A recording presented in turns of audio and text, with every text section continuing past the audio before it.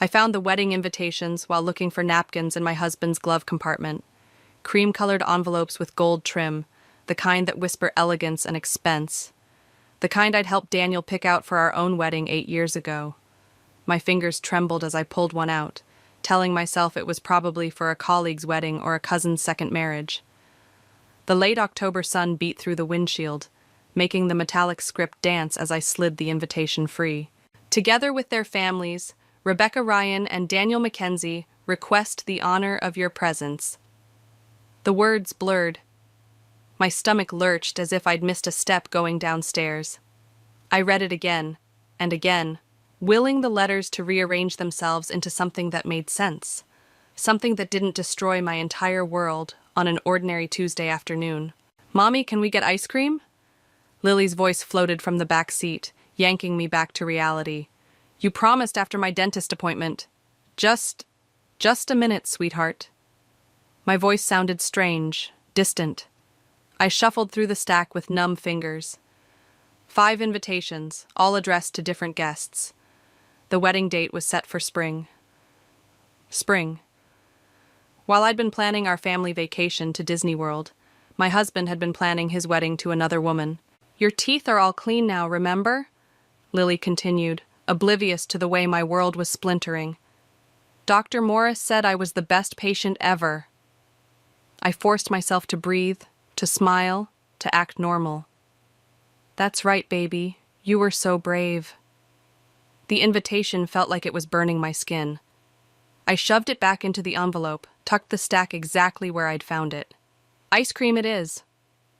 My hands shook so badly I could barely turn the key in the ignition. 8 years of marriage, a beautiful home, our daughter, all of it built on... what? How long had he been living this double life? At the ice cream shop, I watched Lily attack her strawberry cone with the pure joy only an 8-year-old can muster. Pink drops splashed onto her blue dress, the one Daniel had bought her last month. "You're just like your mama," he'd said, ruffling her hair. "Beautiful in blue." My phone buzzed, a text from Daniel. "Running late tonight, big client meeting, don't wait up." I stared at those casual words, remembering all the late nights, the weekend work emergencies, the business trips that seemed to multiply lately. How many of those had been spent with her, with Rebecca? "Mommy, you're not eating yours," Lily pointed to my vanilla cone, melting untouched in my hand. "It's dripping everywhere." "Oh," I grabbed a napkin, wiping sticky rivulets from my wrist. "Just lost in thought, sweetie." "About what?" "About how your father is a lying bastard, about how our entire life is a carefully constructed fiction, about how I don't recognize anything anymore, least of all myself." "About grown-up stuff," I said instead, forcing a smile. "Boring things." My phone buzzed again. This time it was Bailey. "Girls' night still on for Friday? Need wine and gossip?" I typed back absolutely, while my mind raced ahead. Bailey, my best friend since college, who knew every secret of mine, except this one. Not yet. I couldn't tell her, couldn't tell anyone, until I figured out what to do. The drive home was a blur of autumn colors and Lily's chatter about Halloween costumes. I nodded at appropriate intervals, but inside I was cataloging every suspicious moment from the past year. The new passwords on his phone, the fresh cologne, the gym membership he suddenly couldn't live without. "Can we watch a movie tonight?" Lily asked as we pulled into our driveway. "Since Daddy's working late?" I looked at our house, the perfect colonial with its perfect shutters and perfect flower boxes that Daniel and I had picked out together. Everything looked exactly the same as it had this morning. Everything was different. "Sure, baby." I helped her out of her booster seat, breathing in her sweet little girl scent. "You pick the movie." She ran ahead while I lingered by the car, my hand resting on the cool metal above the glove compartment. Inside was proof that my husband was marrying another woman in 6 months. Inside was the end of everything I thought I knew. I could confront him tonight. Scream, cry, throw things. But as I watched Lily disappear into the house, humming the theme from Frozen, a different kind of clarity settled over me, the kind that comes with absolute certainty that someone needs to pay. "Coming, sweetie," I called out, my voice steady despite the ice in my veins. "Let me just grab something from the kitchen first." Like my laptop, and my phone, and every scrap of financial information I could find. Daniel wasn't the only one who could make plans for spring. The house feels different at 3 in the morning, emptier. Like all the lies have carved out hollow spaces in the walls. I'm sitting at our kitchen island, surrounded by bank statements and credit card bills, my laptop casting a blue glow across the granite countertop Daniel was so proud of installing last year. My hands shake as I scroll through his credit card statements. Dinner for 2 at Le Petit Jardin, a weekend booking at the Lakeside Inn, a jewelry purchase from Tiffany's that definitely didn't make its way to my jewelry box. Each transaction is a fresh betrayal, each date stamp a knife twist. "Just looking out for our future," he'd said when he insisted on separate accounts last spring. Smart financial planning. Smart. That's what everyone always called Daniel. Smart, successful, charming Daniel. Even now, he's sleeping peacefully upstairs, probably dreaming about his perfect new life with Rebecca, while I piece together the ruins of mine. My phone lights up. Bailey again. "You've been quiet. Everything okay?" I stare at the message, fingers hovering over the keys. Bailey would be here in 10 minutes if I told her. She'd bring wine and righteous anger and probably a baseball bat. But something stops me. The moment I tell someone, this becomes real, in a way I'm not ready for yet. "All good, just busy with work stuff. Coffee tomorrow?" The lie comes easily. Too easily. Maybe that's what happens when you live with a liar. It rubs off on you like cigarette smoke, seeping into your clothes and hair until you carry it with you everywhere. A floorboard creaks upstairs. I freeze, but it's just Lily turning over in her sleep. My beautiful girl, who still believes in fairy tales and happy endings. Who deserves better than watching her family implode. I pull up our joint account statement, and that's when I see it. Regular transfers to an account I don't recognize, always on the 15th of each month. $5,000 each time, going back almost a year. "Son of a bitch," I whisper, the words sharp in the quiet kitchen. My fingers fly across the keyboard, following the money trail. It leads to a rental property in the nice part of town. A luxury apartment complex with a doorman and a rooftop pool. The kind of place you'd set up for a future wife while your current one helps your daughter with homework and makes your favorite lasagna. The sun is rising by the time I hear Daniel stirring. I've already cleared away the evidence, brewed coffee, and started making pancakes. Lily's favorite breakfast. Normal mom things. Like I haven't spent the night unraveling the elaborate fiction of our marriage. "Something smells good," Daniel says, coming up behind me. He tries to kiss my cheek, but I turn away, pretending to flip a pancake. "Late night?" I ask, proud of how casual I sound. "Yeah, the Johnson account is really demanding right now."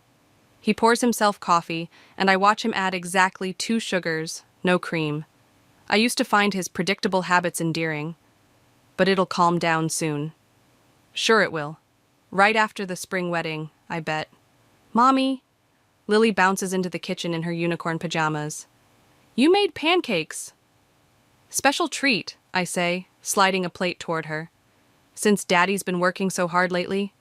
Daniel catches my eye, something uncertain flickering across his face. But I'm already turning away, humming as I pour more batter onto the griddle.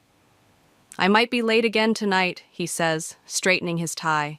The blue one I gave him for Christmas. "Don't wait up." "Of course not," I smile, thinking of the apartment across town where he's probably heading. "Oh, by the way, I'm hosting a party next month. Nothing fancy, just some friends and neighbors." "A party?" He frowns. "What's the occasion?" "Does there need to be one?" I keep my voice light, but my heart is pounding. "I just thought it would be nice to get everyone together before the holidays. Before your secret life explodes in your face." "Sure, whatever you want." He kisses Lily's head, grabs his briefcase. "Just let me know the date." "Oh, I will, right after I figure out how to invite your fiancé." After he leaves, I watch Lily eat her pancakes, chattering about her upcoming school play. She has syrup on her chin and Daniel's eyes, and my chest aches with the weight of what I'm about to do. My phone buzzes, a text from Amy next door. Coffee? Have the most interesting gossip about the new tenant in Lakeside Apartments. I smile, really smile, for the first time in 24 hours. Be right over, I type back. Sometimes the universe hands you exactly what you need, and sometimes what you need is a nosy neighbor who lives for other people's drama. Amy's kitchen smells like cinnamon rolls and secrets.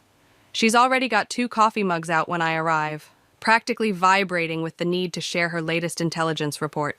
You'll never believe who I saw at Lakeside, she says, sliding a warm roll toward me. That new tenant? She's gorgeous, like magazine gorgeous. And guess who was helping her move in last weekend? My throat tightens, but I force myself to take a bite. Who? You're Daniel, she leans forward, eyes bright. I was driving by, purely coincidentally, of course, and there he was, carrying boxes like some knight in shining armor. I concentrate on chewing, tasting nothing. Really? That's interesting. I know, right? Apparently she's some hotshot lawyer. Rebecca something, single from what I gathered talking to the doorman. Amy winks. Not that I was snooping. Of course you were, that's exactly why I'm here. The doorman? You talked to him? Oh yeah, Marcus is a sweetie. Always up for a chat, especially if you bring him coffee. She stirs her own cup thoughtfully. He mentioned she just moved here from Chicago, starting fresh after some big breakup. Starting fresh. With my husband. Does she have many visitors? I keep my voice casual, like I'm just playing along with neighborhood gossip. Well, Amy glances around conspiratorially, though we're alone. Marcus says there's this one guy who comes by a lot, always in nice suits, usually late evenings. My coffee turns to acid in my stomach. What time evenings? After 8, mostly. Stays pretty late. She frowns. You okay, Maggie? You look a little pale. Just tired. Lily had a rough night. The lie slides out smooth as butter. Tell me more about this Rebecca. By the time I leave Amy's, I have Rebecca's full name, workplace, and regular schedule, all delivered with Amy's signature mix of concern and barely concealed glee at having prime gossip. I also have the beginning of a plan.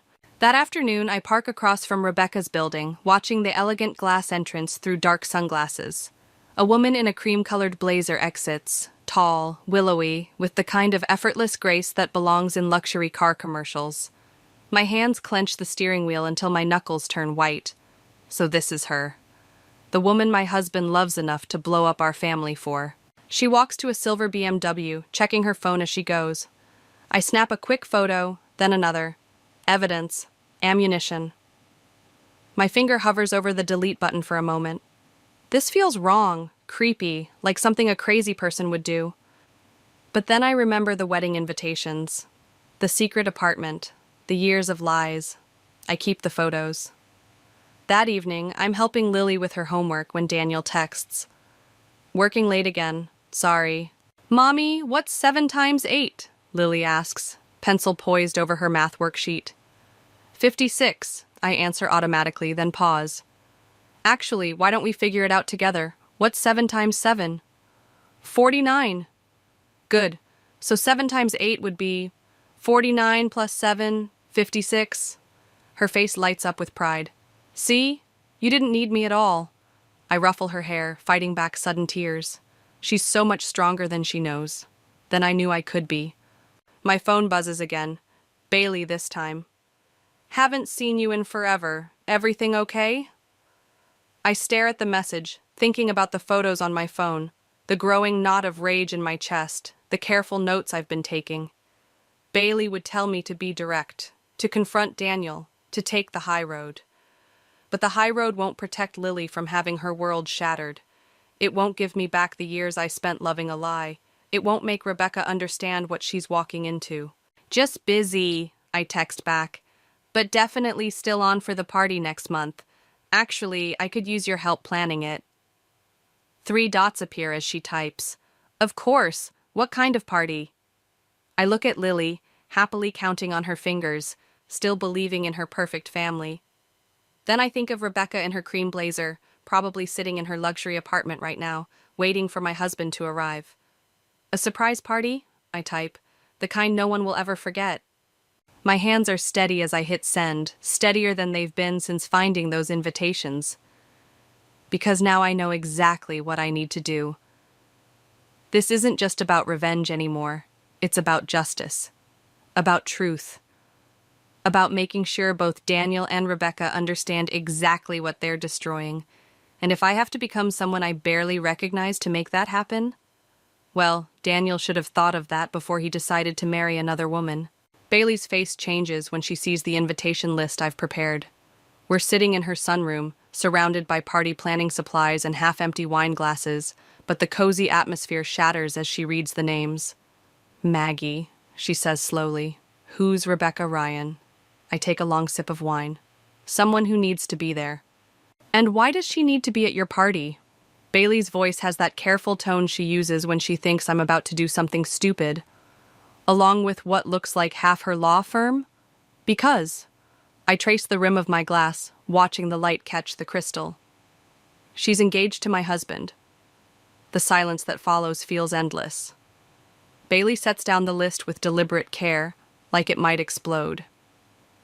What did you just say? So I tell her everything. The invitations, the apartment, Amy's intel. With each detail, Bailey's expression darkens until she looks like she might be sick, or like she might hunt down Daniel herself. I'll kill him, she says when I finish. Actually kill him. We'll hide the body in Amy's garden. God knows she's got enough rose bushes to.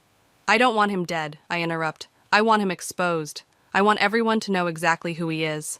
By humiliating him at a party? She leans forward, eyes intense. Maggie, this isn't you. You're better than this. Am I? I stand up, suddenly restless. Because the old me got played for a fool. The old me spent 8 years believing in a marriage that was a joke.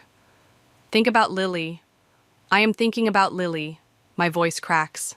I'm thinking about how she deserves to know her father for who he really is. I'm thinking about how Rebecca deserves to know what she's really marrying. Bailey is quiet for a moment, studying me. Have you met her? Rebecca? No, but maybe you should. She holds up a hand when I try to protest. Not to confront her, just observe. See who she really is before you destroy her life along with Daniel's. The suggestion hits me like a slap. She's not innocent in this. She knows she's engaged to a married man. Are you sure about that? I sink back into my chair, the certainty I've been clinging to starting to crack. She must know. Must she? Bailey refills our glasses. Because if she doesn't, you're about to publicly humiliate someone who might be just as much a victim as you are. The thought makes me nauseous. Or maybe it's the wine. So, what am I supposed to do? Just let them have their perfect spring wedding while I watch from the sidelines? No. Bailey reaches across the table, squeezes my hand. But maybe there's a way to handle this that won't leave scorched earth behind, especially for Lily. I pull my hand away, standing again. I need some air. Outside, Bailey's garden is alive with early evening shadows. The same garden where we celebrated Lily's 5th birthday, where Daniel flipped burgers and told Dad jokes and seemed so perfectly, wonderfully normal. I pull out my phone, scroll to the photo of Rebecca. She doesn't look like a homewrecker. She looks happy, confident, like I used to look before I found those invitations. My phone buzzes. A text from Daniel. Meeting running late. Don't wait up. I wonder where he is right now. In Rebecca's apartment, planning their future while our present crumbles? Does he kiss her the way he used to kiss me?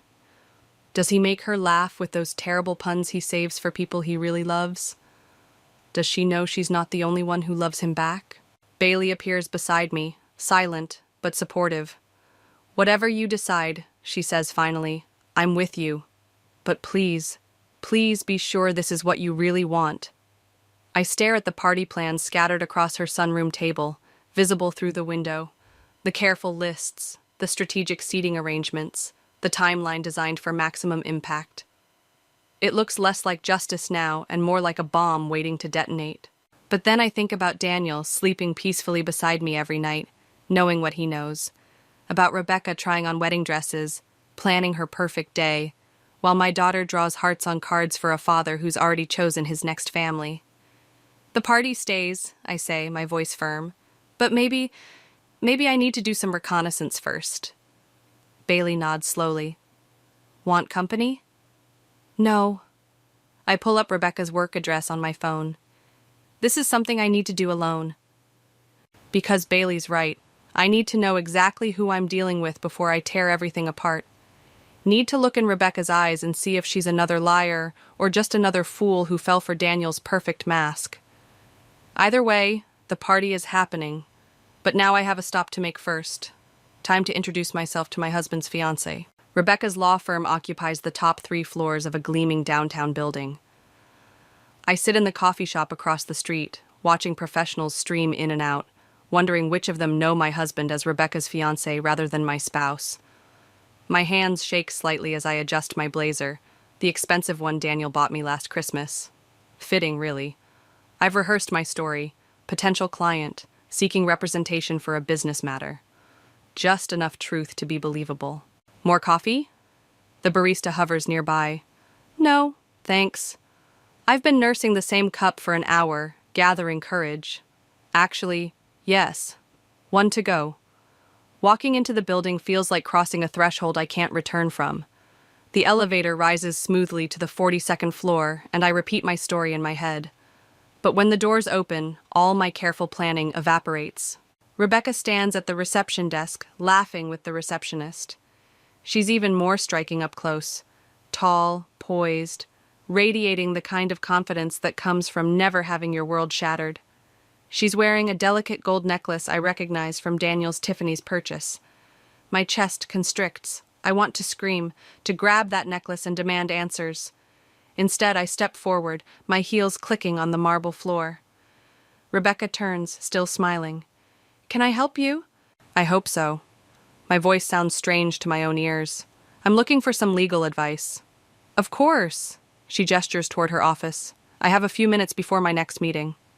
Her office is a corner suite with floor-to-ceiling windows. Family photos dot her desk, parents, siblings, but no Daniel. Not yet. She settles behind her desk while I perch on the edge of a leather chair, studying her. So, what brings you in today? I open my mouth to deliver my practiced story, but something else entirely comes out. How do you handle betrayal cases? She blinks, professional smile never wavering. That's quite broad. Are we talking business betrayal, intellectual property? Marriage. The word hangs between us. When someone you trust completely turns out to be living a double life. Something flickers across her face. Recognition? Concern? That would fall under family law, which isn't my specialty. But I can refer you to... He bought you that necklace 2 months ago, I interrupt softly. From Tiffany's. The same day he told me he was working late on the Johnson account. The color drains from her face. I'm sorry, who are you? I think you know. My voice remains steady even as my heart pounds. Or at least you should. She stands abruptly, moving away from her desk. I think you need to leave. Does he make you laugh with terrible puns? I ask, still sitting. Does he bring you coffee in bed on Sunday mornings? Does he tell you you're the only one who really understands him? Security. She reaches for her phone, but her hand trembles. He's married. The words cut through the air like glass. He has a daughter. Her name is Lily. She's 8, and she still believes in fairy tales. Rebecca sinks back into her chair, face ashen. You're lying. I pull out my phone, scroll to a recent family photo. Lily between us at her school play. Daniel's arm around my waist. Am I? She stares at the image, then at me, then back at the photo. I see the moment reality hits her. It's the same shattering I felt in the car that day.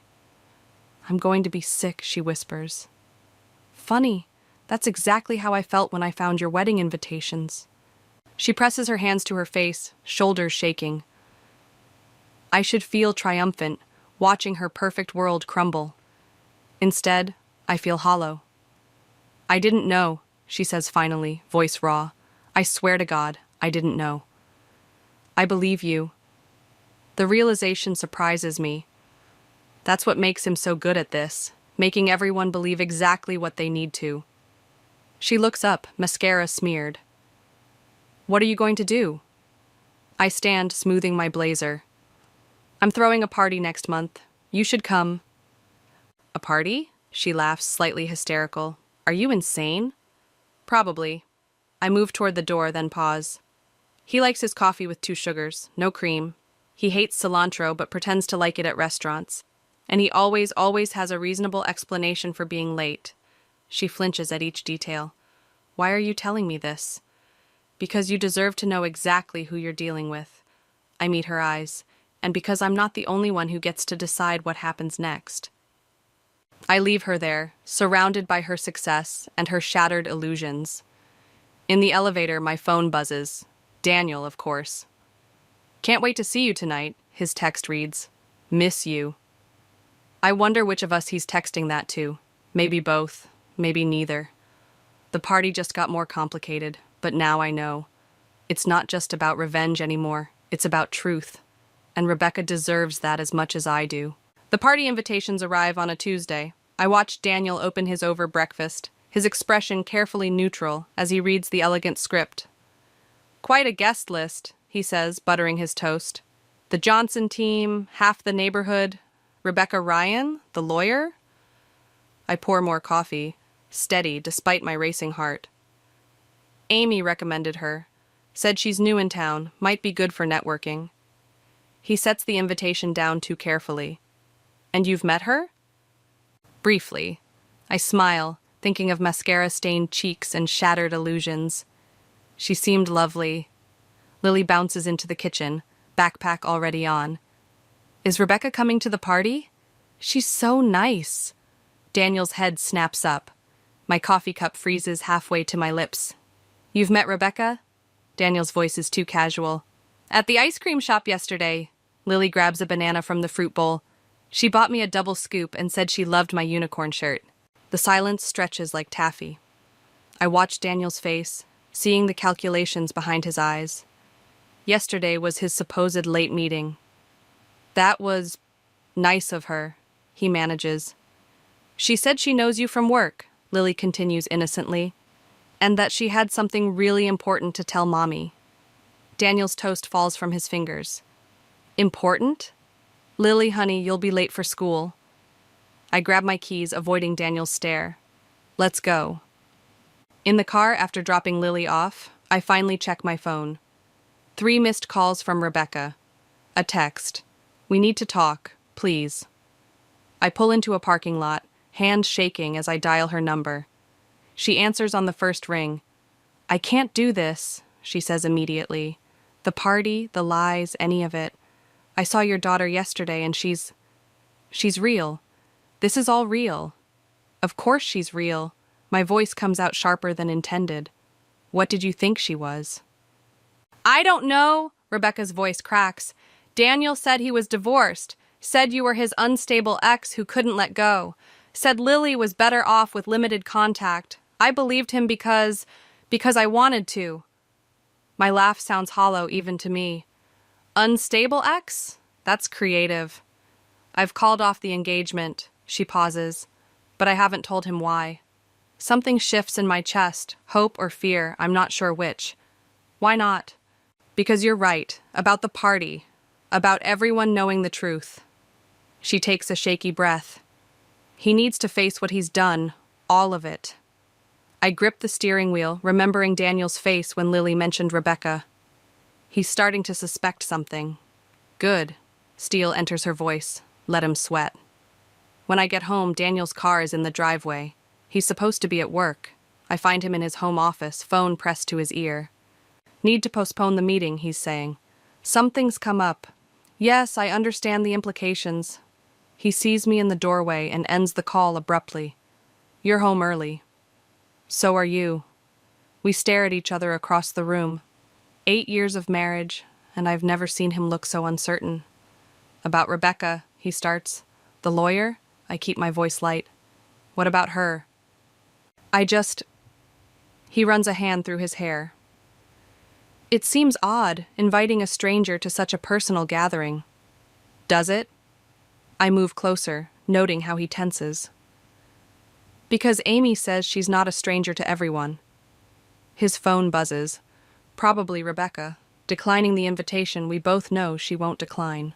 He doesn't check it. Maggie, he says softly. What's really going on? I think about Lily's innocent revelation at breakfast, about Rebecca's mascara-stained face, about all the perfectly reasonable explanations he's given me over the years. Nothing's going on, I lie, matching his soft tone. Just a party. You do want to celebrate with our friends, don't you? He studies my face, searching for something. I wonder if he sees the woman he married, or the unstable ex he described to Rebecca. Of course, he says finally. It'll be perfect. Perfect. Like our marriage. Like his lies. Like the way all of this is going to explode in exactly 2 weeks. My phone vibrates. Bailey, then Amy, then Rebecca, all confirming their attendance. The pieces are falling into place. No more rehearsals, no more preparation, just the final act. Yes, I agree, meeting his uncertain gaze with a smile that feels like broken glass. Perfect. Because that's what Daniel always wanted, perfection. And in 2 weeks, he'll get exactly that, a perfect party, a perfect revelation, a perfectly orchestrated destruction of every lie he's ever told. I can't wait. The party hums around me like a live wire. I'm wearing the black dress Daniel loves, hair swept up exactly the way he likes it. Everything perfect. Everything calculated. You okay? Bailey appears at my elbow, champagne in hand. You look a little... like I'm about to burn my life to the ground. I was going to say pale, but sure, that works too. Across the room, Daniel works the crowd with practiced charm. He hasn't noticed Rebecca yet, standing quietly by the window in a cream dress that matches those wedding invitations. She catches my eye, gives a slight nod. It's not too late, Bailey whispers. We could still call this off. But it is too late. Has been since I found those invitations, since I sat in Rebecca's office, since Lily innocently revealed the threads of her father's lies. Time for the toast, I say instead. My heels click against the hardwood as I move to the center of the room. The sound of crystal being tapped rings out. Amy, right on cue. Conversations fade. Daniel beams at me with practiced affection. I want to thank everyone for coming tonight, I begin, my voice steady despite the earthquake in my chest. Especially those who traveled so far to be here. Rebecca shifts slightly. Daniel's smile flickers. You know, when I was planning this party, I thought a lot about love, about trust, about the stories we tell ourselves about the people we share our lives with. The room has gone completely still. I can feel Bailey's concern, Amy's anticipation, Rebecca's quiet resolve.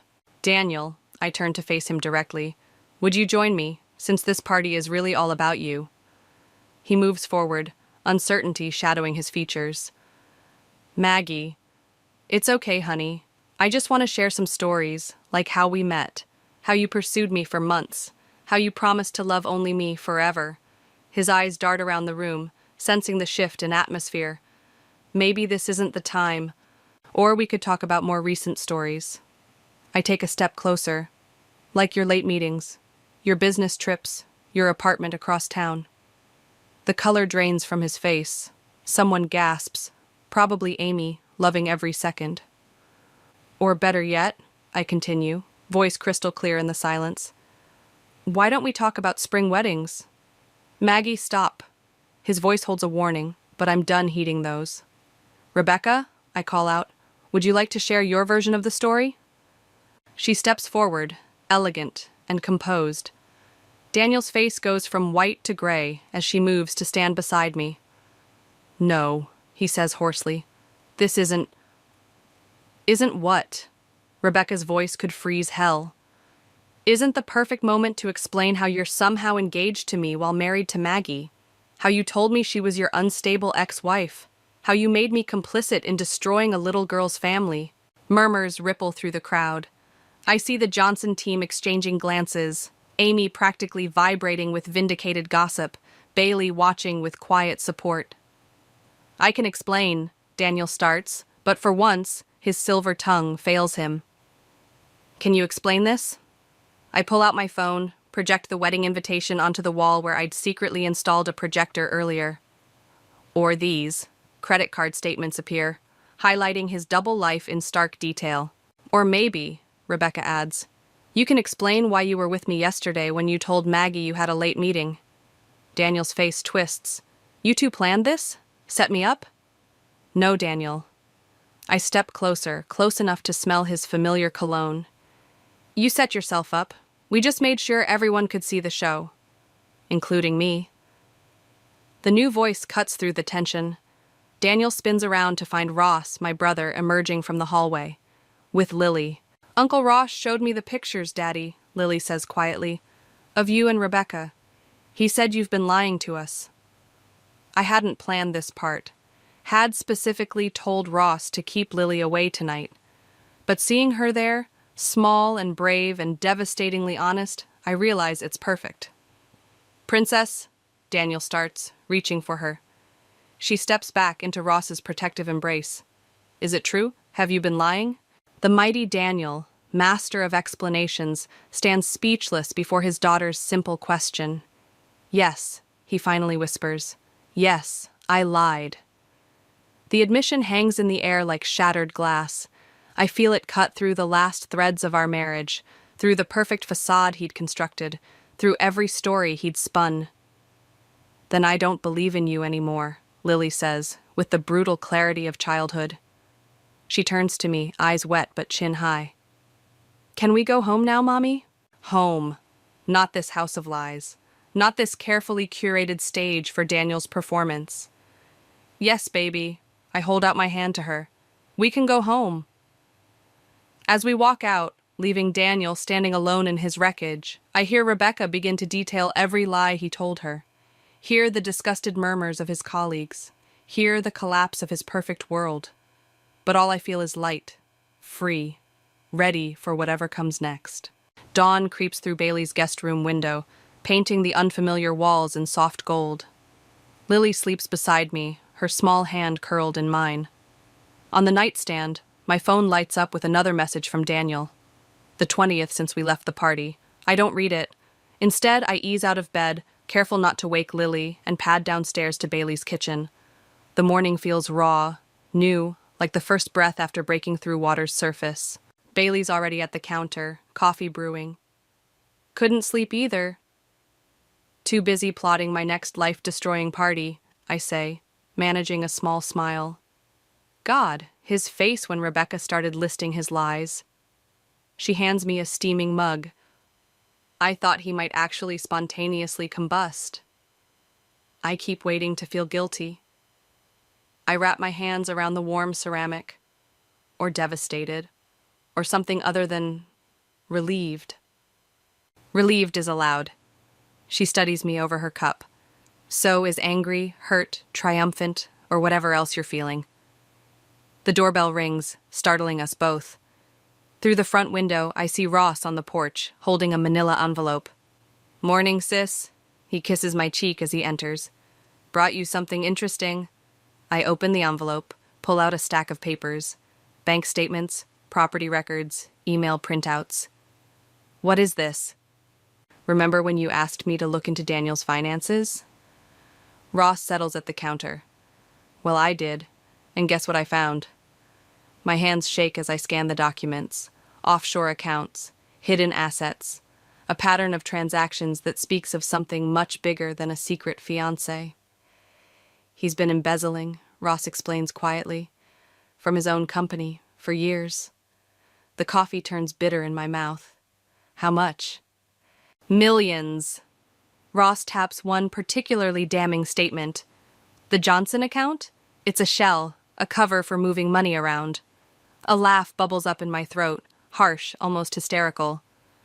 So, while I was planning my little revenge party, you accidentally exposed a major financial fraud scheme?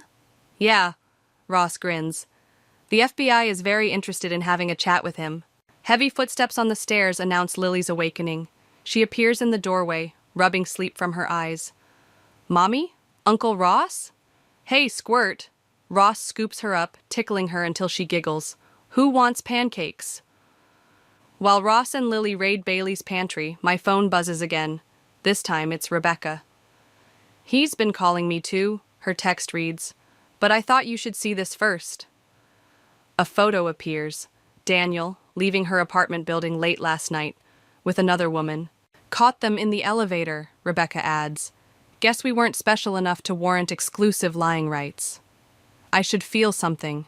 Anger, betrayal, vindication.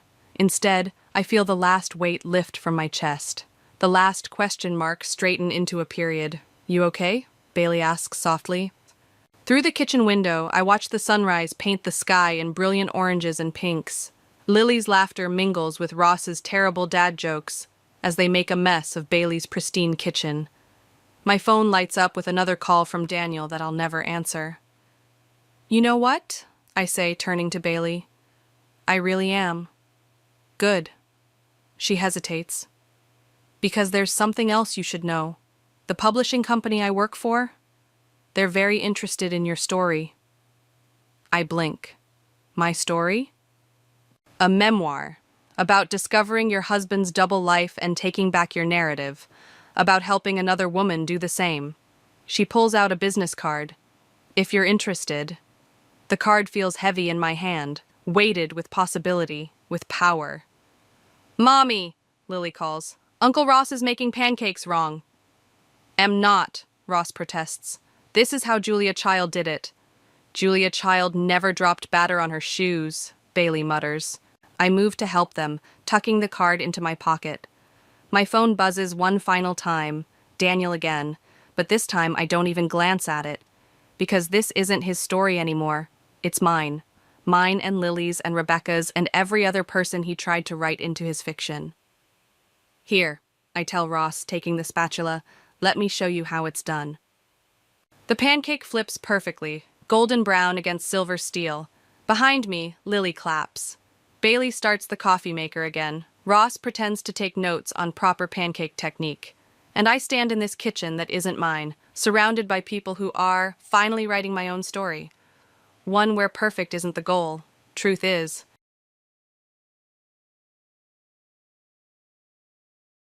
Life has always been a roller coaster of heartbreak softened by unexpected blessings. I lost my parents at a young age, which was incredibly painful, but fortune smiled on me when my elderly neighbors, the Parkers, welcomed me into their home. They treated me not as a burden but as their own grandchild, filling my life with affection rather than material wealth. As I reached adulthood, thinking of college and new beginnings, tragedy struck again. The Parkers died in a sudden car accident. Once more, I found myself alone. They left me a modest inheritance and their house in a leafy suburb. The house, though filled with fond memories, also echoed with solitude, prompting me to sell it and purchase a small apartment in the bustling city close to my college. I enrolled to study financial management, a field I found both challenging and captivating. After college, I secured a respectable job. My days were busy and fulfilling, yet evenings brought a loneliness that seemed out of place in such a crowded city. That changed the night I met Luke at a friend's gathering. He was vibrant, hilariously loud, and utterly unapologetic about it. We clicked instantly, especially after he accidentally spilled my drink and offered to replace it with a simple, "Hey, watch it," followed by a charming grin. Luke and I bonded over our shared interests and distastes, like classic films and our mutual dislike for sushi. Conversations with him flowed effortlessly. When the party ended, I realized I wasn't ready to let him go. A year later, he proposed in his straightforward manner. No theatrics, just him, me, and a clumsily presented ring while we were lounging at home. His proposal was so him, so us, and I joyfully accepted. Marrying Luke didn't alter our daily lives significantly. We were the same, only now officially a team. We made a cozy life in my small city apartment, which was still close to the hustle of the city, yet now had someone to share the tranquil moments with. Life felt richer and more complete, and for the first time in a long while, the nights were filled with warmth and laughter, not solitude. Settling into married life brought its own kind of comfort, but life always seems to have a way of keeping you on your toes. Aiden's parents, Mr. and Mrs. Thomas, lived in a charming suburban home and embraced me wholeheartedly from the start. Their warmth and kindness were soothing, especially as I continued to heal from the loss of my own family. "We're so happy you're part of our family now," Mrs. Thomas would often tell me, her hands squeezed conveying a warmth that was both uplifting and a bit overwhelming at times. "Thank you. I can't tell you how much your welcome means to me," I'd respond, truly thankful for their openness and warmth. Visiting the Thomas became a cherished part of our weekends, filled with backyard barbecues and long conversations over hot coffee. Life felt simple, honest, and fulfilling until it suddenly wasn't. Aiden had to leave for a year-long business trip, a great break for his career but painfully ill-timed for us. Soon after he left, Mr. Thomas' health sharply declined. Mrs. Thomas, distressed and overwhelmed, called me for help. "Eleanor, I hate to ask, but I could really use your help here. George is really not doing well," she said, her voice thick with worry. Without hesitation, I packed a bag and moved in with them to help. Mr. Thomas, once the strong foundation of their home, now seemed fragile, his vitality fading amidst the medical equipment that filled their living room. I took over the household chores so Mrs. Thomas could concentrate on caring for him. In the evenings, I'd read his favorite classics by his bedside, his eyes often closing long before I finished a chapter. "Thank you, Eleanor," he would whisper on his better days, his voice weak but filled with gratitude. "It's my pleasure." "Really?" I'd reply, squeezing his hand, hoping to provide some comfort with a simple touch. One afternoon, while I was preparing dinner, Mrs. Thomas sat down across from me at the kitchen table, looking visibly worn. "Eleanor, I don't know how to say this, but we're in a bit of a bind," she began, her hands nervously intertwined. "George was the main earner, and with him like this..." Her voice trailed off, the burden of financial worry evident in her expression. I put down my knife and gave her my full attention. "We're strapped, honey. I hate to even ask, but could you consider renting out your apartment? It might help us get through this tough spot," she said, her eyes downcast, clearly embarrassed by the situation. I didn't hesitate. "Of course, Mrs. Thomas. I'll get on it right away," I assured her, determined to alleviate their financial stress. I began the process to rent out my apartment immediately, hoping it would provide the necessary support during this challenging time. Life had thrown another curveball, but together, we were navigating it one day at a time. Each month, I faithfully transferred the rental income to Mrs. Thomas, along with some extra for groceries and other mounting bills. The commute back to my city job turned into a grueling ordeal, but the conviction that family must support each other kept me going, especially on the toughest days. "Eleanor, you're a godsend," Mrs. Thomas would often say with heartfelt gratitude as I handed her the money. "It's what family does," I'd reply, though some nights, lying in the guest room, the city's distant sirens a faint backdrop, I felt the heavy weight of responsibility on my shoulders. Aiden's phone calls were my only solace, his voice connecting me to a life that seemed increasingly distant. "How's it going, Kim? You holding up okay?" he would ask, his concern piercing through the crackling long-distance line. "We're managing. Don't worry about us," I would say, injecting a cheerfulness into my voice I didn't quite feel, unwilling to burden him further. Life at the Thomas took a sharp turn when Ellie, Mrs. Thomas's daughter from a previous marriage, arrived unexpectedly. Her presence was immediately chilling, like an icy draft slipping under the door. I didn't know Ellie well, aside from what Aiden had told me and her frosty interactions with Mr. Thomas during her brief tension-filled visits. Already stretched thin with my work commutes and caring for an increasingly frail Mr. Thomas, Ellie's arrival brought a new layer of stress. It was clear she intended to stay, settling in as though she owned the place. One evening, Mr. Thomas summoned me with a feeble gesture. His voice was a strained whisper, urgent and foreboding. "Eleanor, you need to watch out for Ellie. She's not a good person." I leaned in, the seriousness of his tone tightening a knot in my stomach. I understand, Mr. Thomas. I'll be careful, I promised, though unsure exactly what I was guarding against. Ellie wasted no time taking control. One morning, I found her in the kitchen, her demeanor stormy as she made it clear she wasn't here to help. "Just so we're clear, I'm not here to play housemaid or chef for anyone," she declared, her tone cutting as she sipped her coffee and eyed me dismissively. "Taken aback," I responded calmly. "Okay, Ellie. I've been managing things so far, and I can continue to do so." "Good, because I don't plan on lifting a finger." "This is Mom's house, after all," she retorted, her gaze challenging me. From then on, Ellie made her presence felt, and not in a welcoming way. She would order takeout just for herself and her mother, leaving their empty boxes on the table for me to clean up. Her disdain was palpable and painful, but I endured it for Mr. Thomas's sake. One evening, in a rare moment of warmth, Mrs. Thomas invited me to join them for dinner. "Eleanor, why don't you sit and eat with us tonight?" she asked kindly. Before I could answer, Ellie interjected sharply. "Mom, Eleanor's been busy all day. She probably prefers eating later." Her words dripped with feigned concern, but the underlying message was clear: she wanted me out of the way. Despite the sting of her hostility, I focused on maintaining peace for Mr. Thomas's sake, silently shouldering the challenges of our complex new family dynamics. As the days passed, my sense of belonging at the Thomas residence dimmed.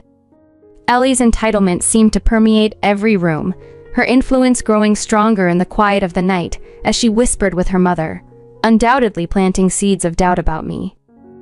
Mrs. Thomas, once a source of warmth and understanding, began to change. Her once kind glances turned colder, her gratitude less frequent. Tragically, Mr. Thomas passed away, and the atmosphere at home grew even more strained. Aiden returned for the funeral, and his presence was a brief respite from the growing tension. However, even in mourning, I could sense the dynamics within the house shifting subtly, but surely. Ellie put on a facade of politeness during the funeral, but I knew it was just a temporary show. "How's everything been while I've been gone?" Aiden asked quietly during a rare moment alone after the service. "Fine. Everything's been fine," I lied, masking my stress with a forced smile. I didn't want to add to his sorrow. "You sure? You look a bit worn out," he observed, his concern evident. "It's just been busy helping out around here," I reassured him, avoiding further details. It wasn't the time to discuss the undercurrents of tension. As soon as Aiden left, Ellie's facade crumbled. The pretense of the caring sister vanished, replaced by a dismissive sneer I had become all too familiar with. Mrs. Thomas, lost in her grief, turned colder towards me, her commands replacing the gentle conversations we once shared. I felt more like an intruder than a family member.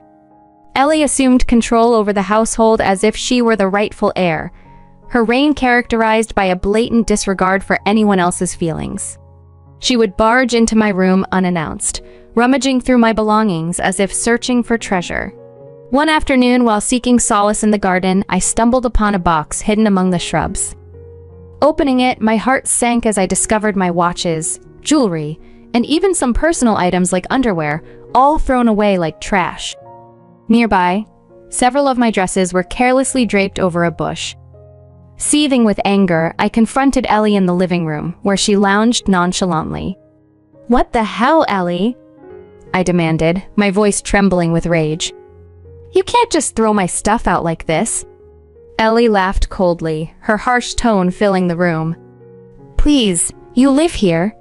You're just a guest and not a welcome one. You should be out in the garden, or better yet, on the street. You're nothing but a freeloader," she spat cruelly. Her words stung like salt in a wound. I was shaking as I turned to Mrs. Thomas, who had just entered the room. "Mrs. Thomas, please tell her she can't treat me like this. This is supposed to be my home too," I pleaded, my voice cracking with emotion. But the Mrs. Thomas who once welcomed me with open arms now looked through me as if I were invisible. "This is Ellie's house now." "She's right," she stated coldly, siding with her daughter.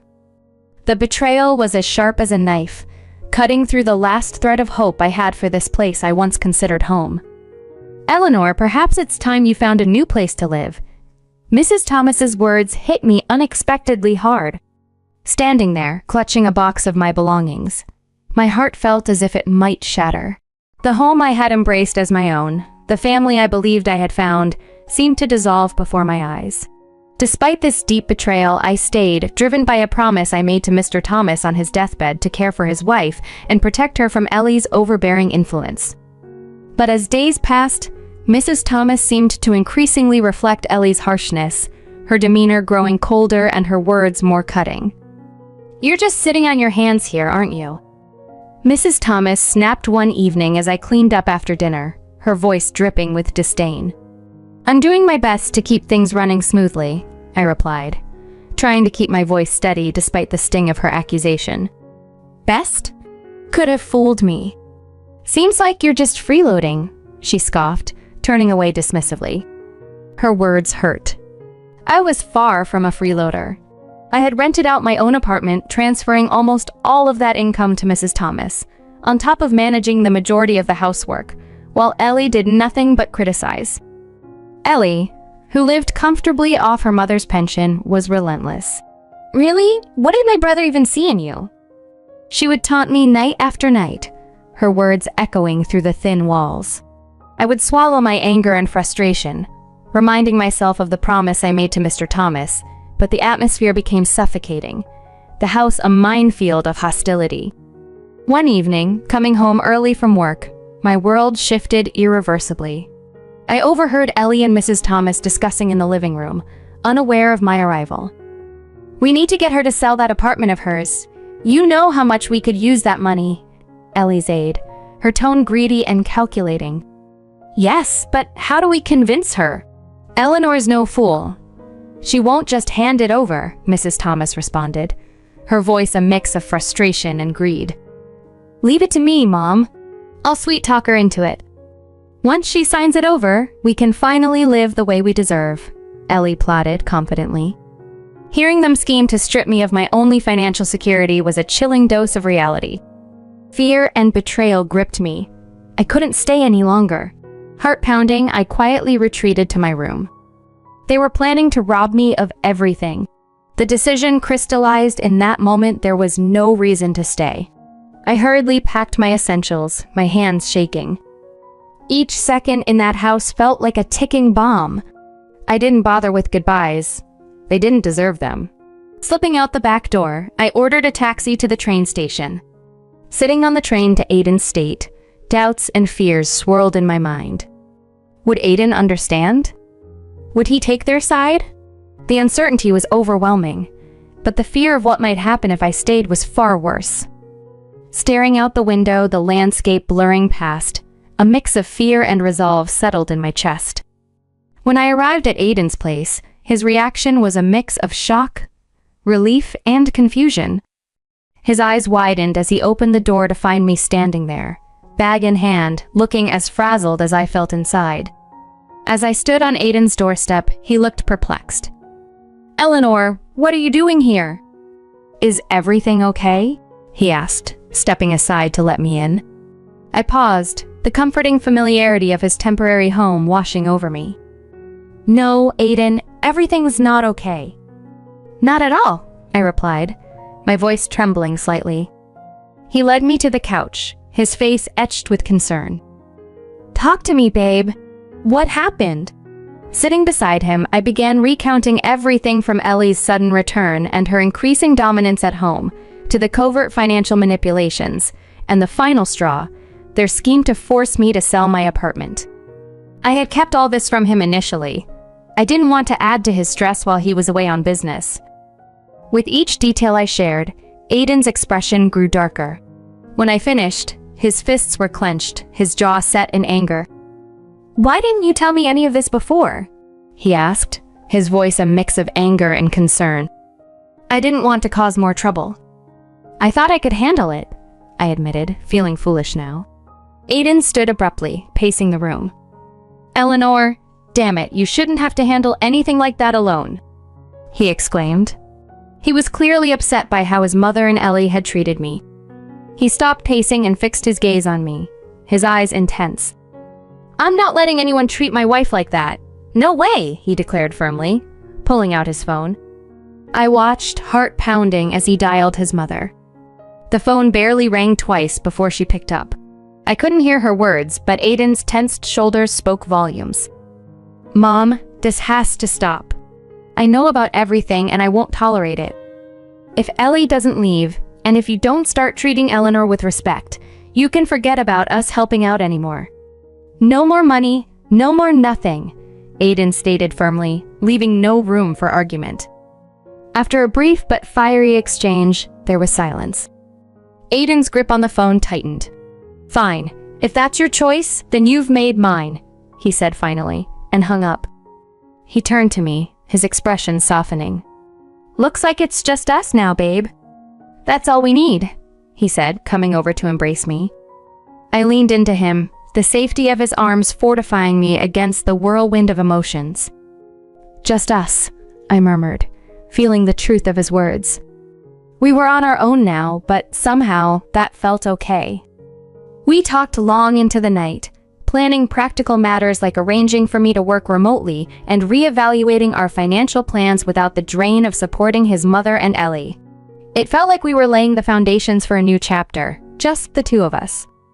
"Whatever happens, we're in this together. You and me against the world, right?" Aiden said with a determined grin. "Right," I smiled back, feeling more confident with him by my side. Over the next few days, we were a whirlwind of activity. I contacted my job to arrange for remote work, which they thankfully agreed to.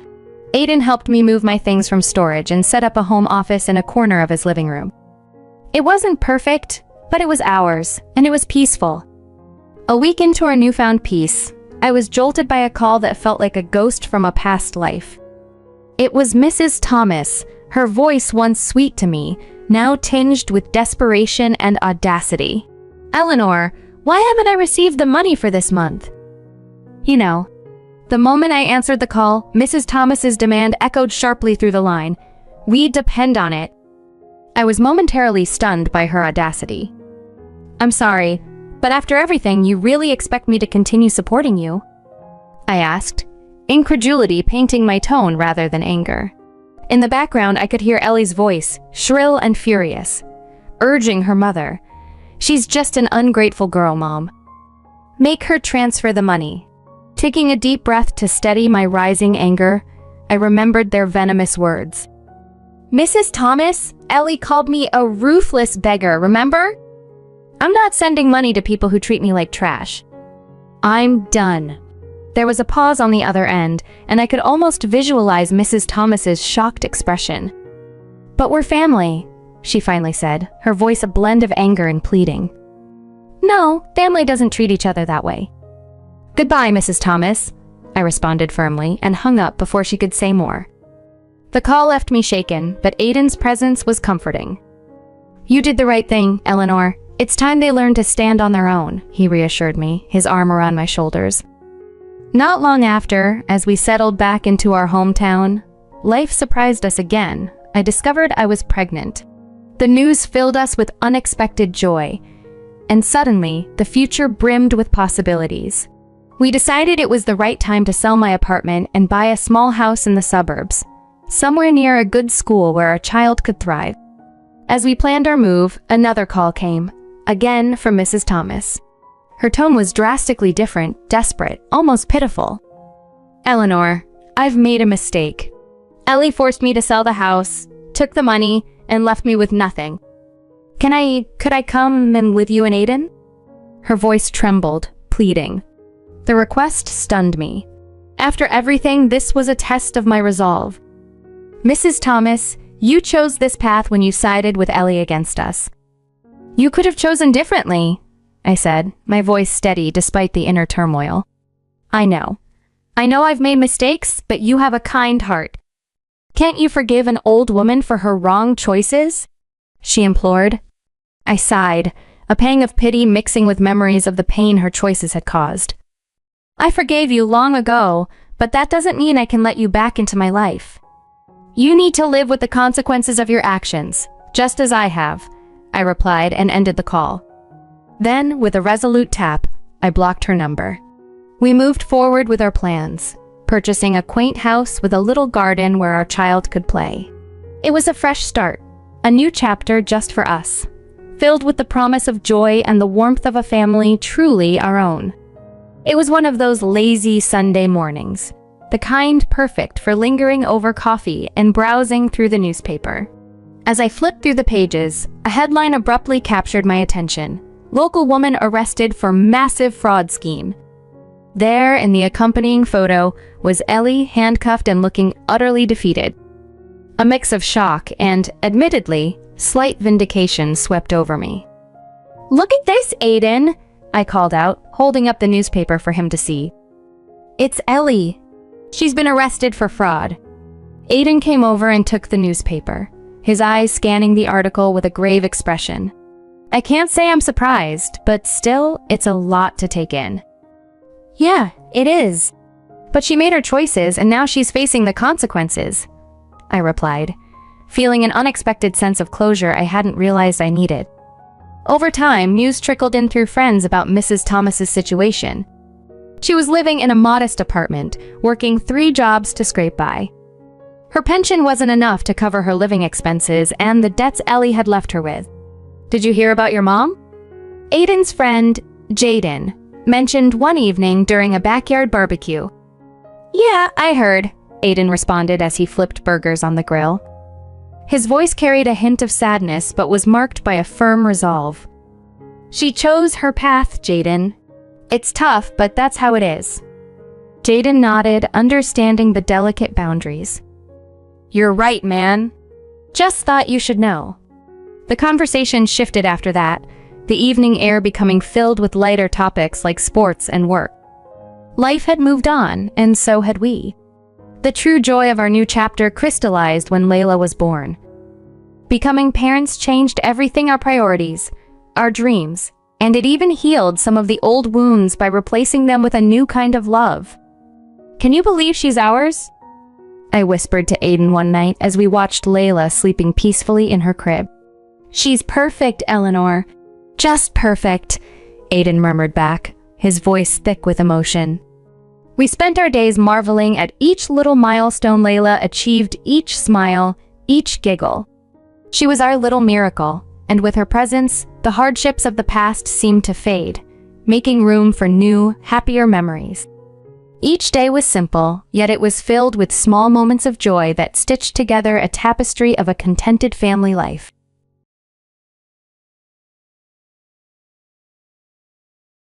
Ava, a 41-year-old homemaker, narrated her sudden shift in life with a wry smile.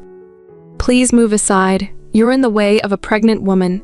Hazel, her belly tenderly cradled, commanded with a facade of sweetness. I've mulled over Hazel's words, her gaze lingering on the harshness shadowing Hazel's features, contrasting sharply with the supposed gentleness of her condition. She glanced towards Jack, her husband seeking an ally, only to find him aligning with Hazel. "You could use the storage room for tonight," Hazel proposed, a suggestion Jack quickly endorsed. Ava's feelings for Jack, once deep and steadfast, cooled rapidly, leaving a lingering trace of sorrow. "All right then," she conceded, masking her turmoil as Jack clasped Hazel's hand with visible joy. Hazel's adoring look at Jack stung Ava anew, her sadness swiftly overtaken by a rising tide of anger. "I'll leave by tomorrow. Maybe it's best I stay elsewhere tonight, given this is now your shared home," Jack added, his happiness unmistakable. Ava nodded, her exit from the house marked by quiet contemplation and a forced smile. Once an energetic civil engineer, her life had transformed post-marriage into one of daily routines and leisurely coffee breaks. Despite these simple joys, she also thrived on her hobby of investing, which had lately proven lucrative, affording her indulgences like lavish hotel brunches and spa days. Jack, 40 and a charming sales engineer, had lately let himself go, gaining weight and neglecting personal hygiene, yet his eloquence remained intact. Their daughter, Nora, was a stark contrast to both. excelling academically and athletically, her modesty and dedication making her parents proud. Despite Jack's occasional flirty tendencies, Ava had believed in the strength of their family bond. Their once cherished condo, bought when Nora was born, was aging, and with maintenance costs climbing, it seemed life was nudging Ava towards new horizons. Meanwhile, Nora had opted to move closer to college, and amidst these transitions, Ava faced her current predicament, her future uncertain yet open to new possibilities. Ava's life took a new turn when she and her husband Jack decided to move into an inherited, now vacant house. The decision seemed straightforward: renovate the old family home and settle into a more manageable life as they approached retirement. Previously, they lived in a spacious 4-bedroom condo, but the new house had only 3 bedrooms and was designed as a single story for convenience and comfort. One of these rooms doubled as a study and guest room, with the potential to convert into an extra space for their daughter Nora whenever she might return from college. However, this move unexpectedly stirred tension between Ava and Jack, who had until then enjoyed a relatively smooth relationship. Jack's behavior changed. He began coming home late, citing work dinners and other commitments that also occupied his weekends. The smell of alcohol and cigarettes clung to him, making it difficult for Ava to share even the same room, despite them having separate beds. This discomfort forced Ava to start sleeping in the study shortly after they moved. Ava handled the moving announcements herself, knowing Jack wouldn't be keen on managing such tasks. She sent letters to his family and relatives, and a brief note to her own friends and relatives on her mother's side. She had lost touch with her father's side of the family, largely due to the complex relationship with her half-sister, Hazel.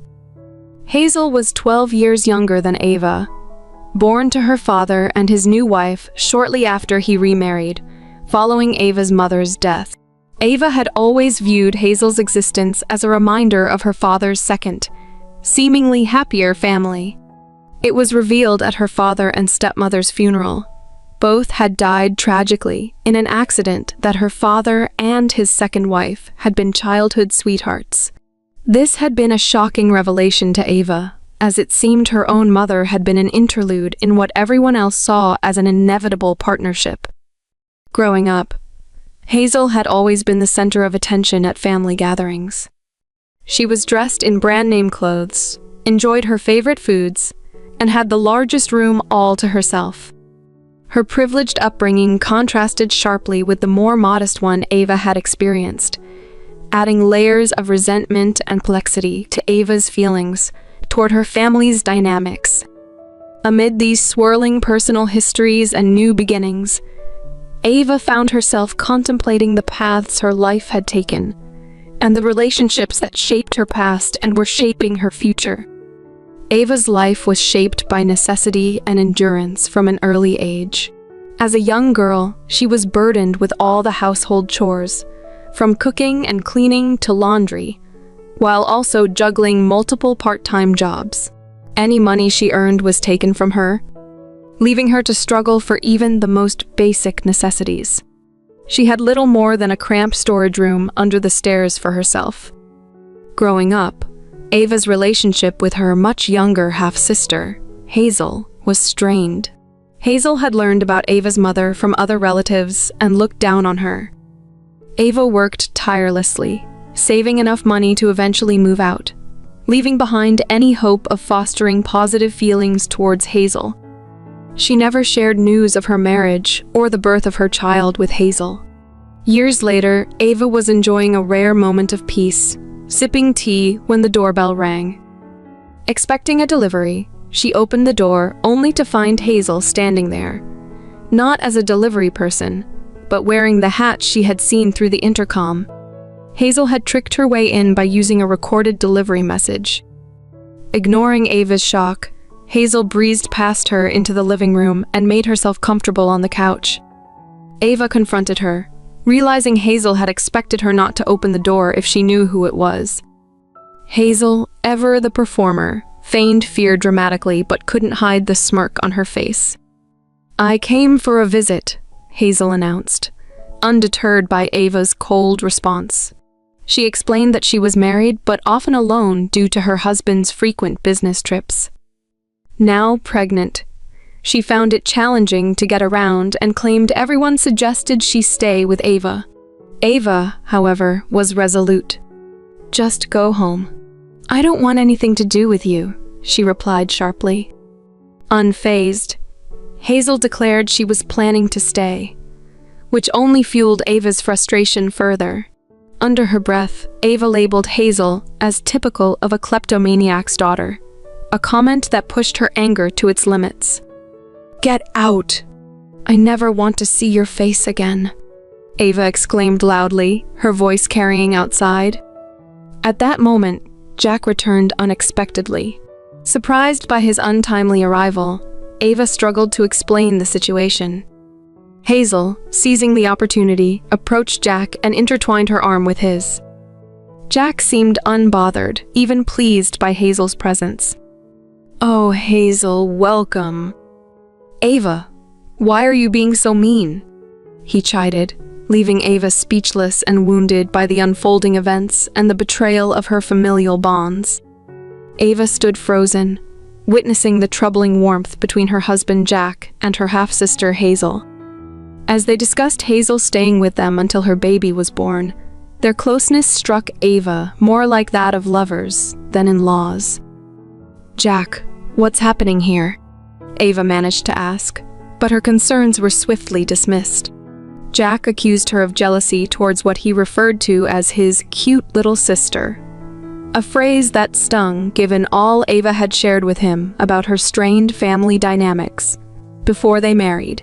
Jack casually offered Hazel the spare bed in the guest room, but Hazel, pushing boundaries, expressed a wish to sleep in the same room as Jack.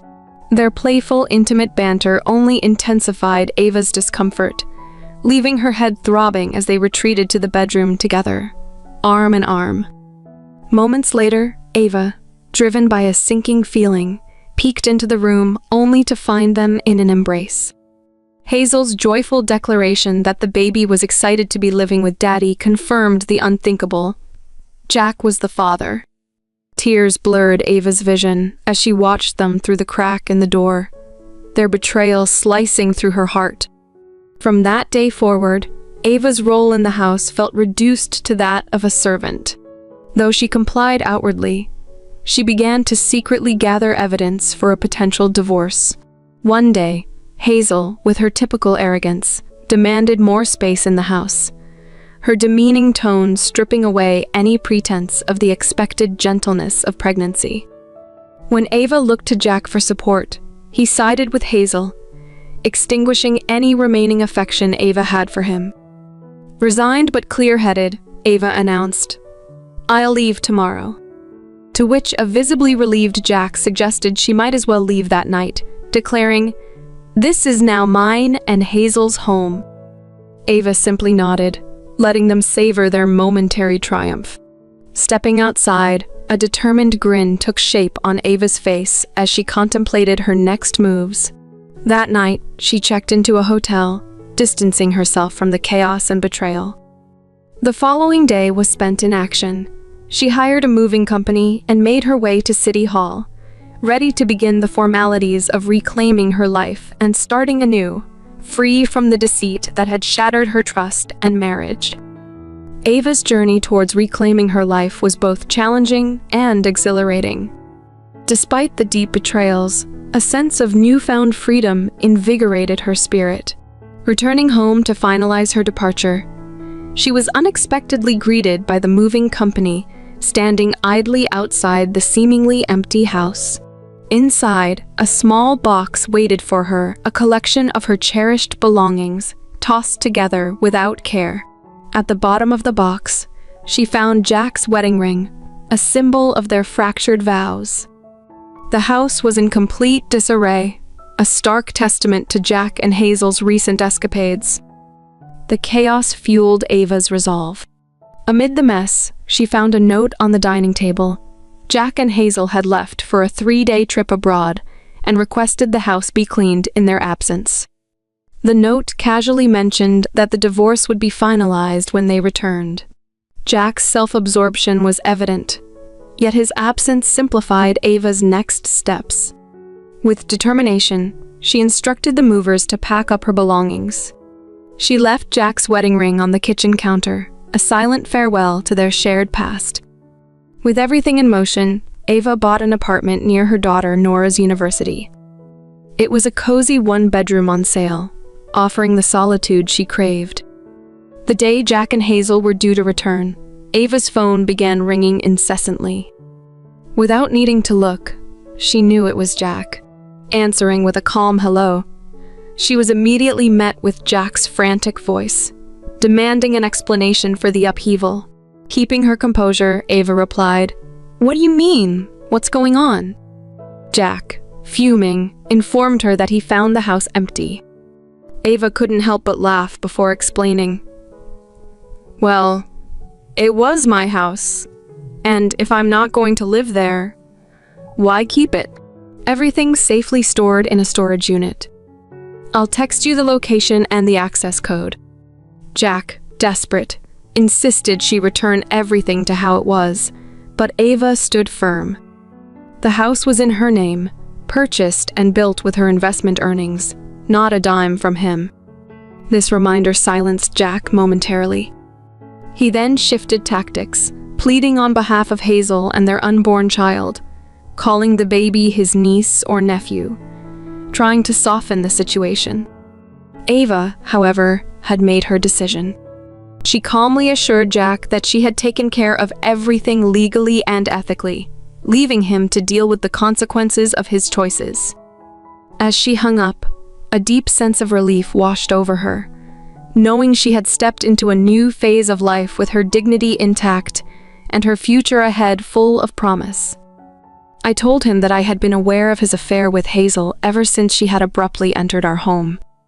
Since then, I had been meticulously collecting proof, including audio from an advanced baby monitor I was persuaded to purchase during one of Hazel's demands.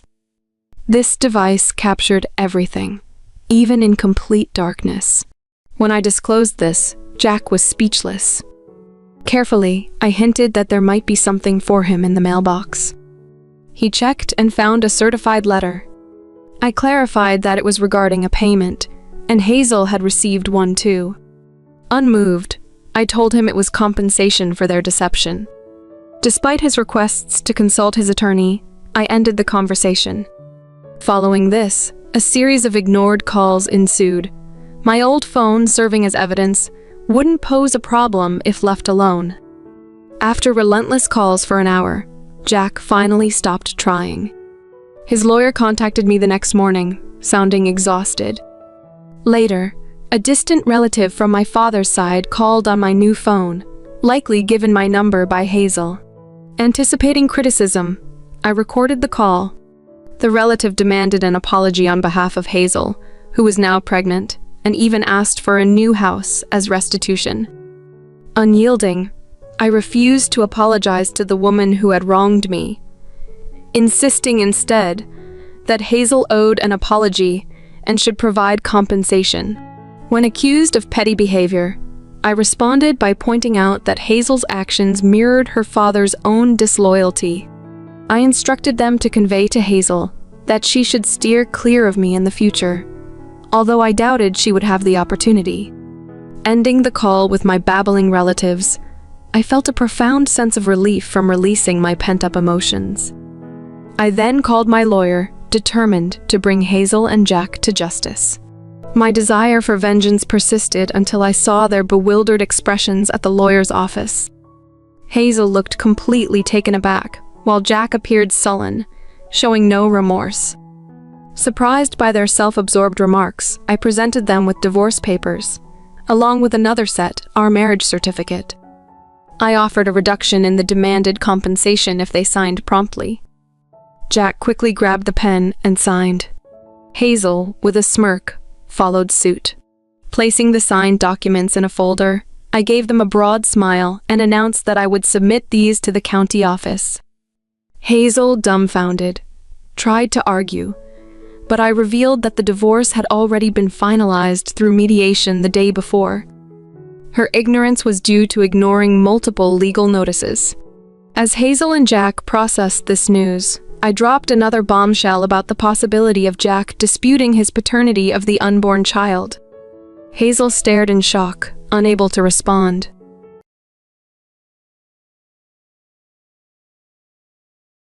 When my son was born, my mother-in-law Gianna exclaimed, "He's as delightful as apple pie." Her affection for him was evident from the start. She adored him deeply and didn't hesitate to care for him while I was at work. "I'm Eliza. I'm 25 and I work full-time." My husband Kevin and I had been married for just a year when we moved in with his parents. Initially anxious about living with them, I found that Gianna and I got along fairly well, and she was a great help around the house, especially since Kevin and I were often busy with our jobs. However, Gianna had always been keen on the idea of us having children soon after marriage. "It's been a year since you got married. Aren't you planning to have children yet? You're not getting any younger," she would often say. This repeated questioning became a daily ritual and a growing source of stress for me. While I did want children, balancing work and considering our financial stability were also priorities for me. I wasn't ready to rush into parenthood immediately after getting married. Gianna's relentless focus on us having a baby soon seemed to disregard our current situation and plans, which weighed heavily on me. One evening, after Gianna had retired for the night, I brought up the subject with Kevin.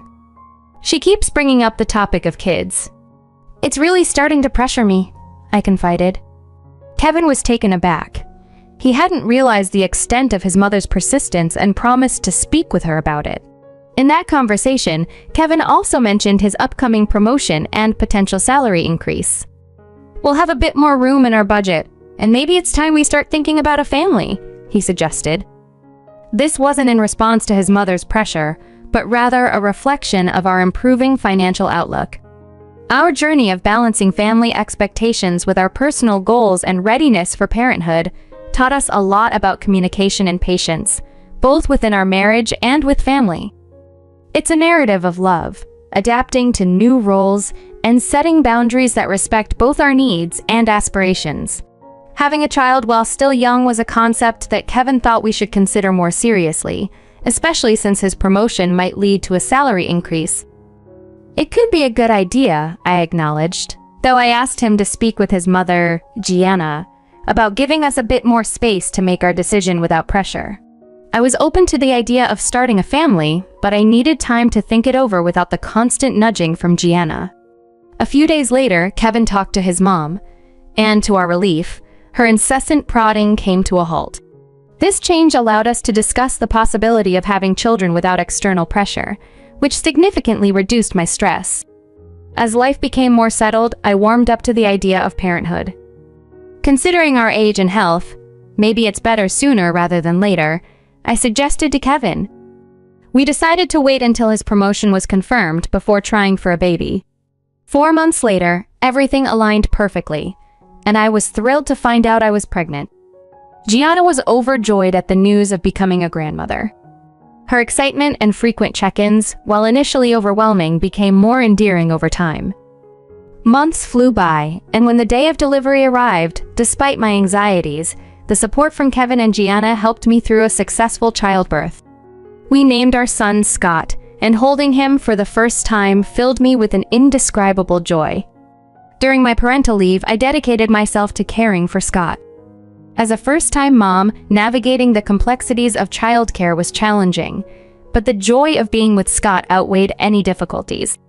Time passed quickly, and soon Scott was nearing his first birthday, and my parental leave was coming to an end. When I planned to return to work, we encountered an unexpected hurdle. Finding a childcare center proved more difficult than anticipated due to a widespread shortage. Kevin and I were baffled by our situation. After some consideration, I decided to extend my parental leave. During this extended period, Scott continued to grow and thrive. As he approached his second birthday, I prepared to return to work again. We still faced the same childcare issue, but this time Gianna stepped in, offering to look after Scott. "You don't want to quit your job, do you, Eliza?" she asked, showing her support in a new way that balanced her desire for involvement with our need for practical solutions. This arrangement allowed me to return to work with peace of mind, knowing Scott was in loving hands. "I'm always around, so please feel free to leave him with me," she offered, sensing I needed the help. "I'll just end up feeling bored if I'm left alone." Her offer felt like a blessing, particularly as my husband and I had been discussing enrolling our son in preschool once he turned 3. There seemed to be plenty of spots available in nearby kindergartens, and we thought we could manage for another year without it. For the last 1 year, my mother-in-law had shared childcare duties with us. We trusted her completely to look after our son, and her support was crucial for me to return to work successfully. With everything going smoothly at my job, our life seemed almost perfect. However, as our son approached his 3rd birthday, I started noticing some unsettling changes. He used to be so excited when I came home, but he had become withdrawn and overly attached to my mother-in-law, rarely seeking closeness with me. At first, I thought he might just be overly bonded with her since she cared for him so often, but I made sure to spend quality time and communicate with him whenever I could. Then, more worrying signs appeared. Our once talkative little boy had almost stopped speaking entirely. From a constant chatterbox to silent, it was as if he had become a different child.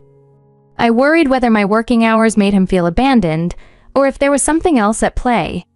My husband also noticed these changes and suggested we should take him to see a doctor. Surprisingly, my mother-in-law strongly opposed this idea. "A hospital? Why?" "Scott is perfectly fine. He's a good boy, and I'm the one taking care of him. Trust me, there's no need to label him as sick," she insisted, almost frantically. Her vehement opposition raised my suspicions. It was out of character for someone as protective as she was to discourage a simple checkup if she believed everything was truly okay. Her reaction caused both my husband and me to distrust her reassurances. One night, after she had gone to bed, my husband expressed his concerns. "Do you really think there's nothing wrong with Scott? Mom was so adamant that he's fine, but I think we should get him checked out." I agreed with him. Our son's sudden change from being lively to subdued was alarming, and no matter how much my mother-in-law insisted he was all right, we couldn't ignore our instincts. We decided then and there that we would take him to the hospital to understand what was truly going on. A few days later, my husband coordinated his schedule with mine so we could both be free to take our son to the hospital together. My mother-in-law was visibly upset about this decision right until we left. "I told you he's fine. This is just a wild goose chase," she muttered in frustration. She initially wanted to join us, but my husband suggested it would be best if it were just the 2 of us. This seemed to upset her even more. Despite her displeasure, we focused on our son as we headed to the hospital. Throughout the drive, he remained quiet, and although my husband and I tried to lighten the mood and engage him, our attempts were unsuccessful. Exchanging worried glances, we wondered silently what could be wrong with him. Upon reaching the hospital, our son underwent a battery of tests while we anxiously waited for the result. We were ready to accept whatever the doctors might tell us, but nothing could have prepared us for what we heard.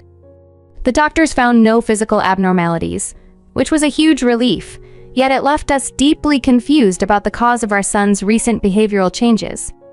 The doctor suggested that the issues might be psychological, which raised even more questions for us. What did that mean for our son? On the drive home, my husband and I discussed all the possibilities, but still returned without any clear answers. As soon as we walked into the house, my mother-in-law, who seemed to have been waiting for our return, immediately asked about the test results. When we informed her that the tests showed no physical issues, she couldn't hide her smugness. "See? I told you so," she said triumphantly.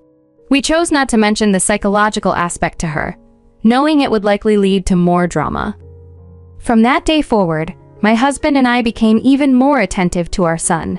I started coming home from work as early as I could to spend more time with him, and my husband made similar adjustment. He engaged our son in more activities, including sharing baths to ensure they had time to talk and connect. Gradually, we noticed a change.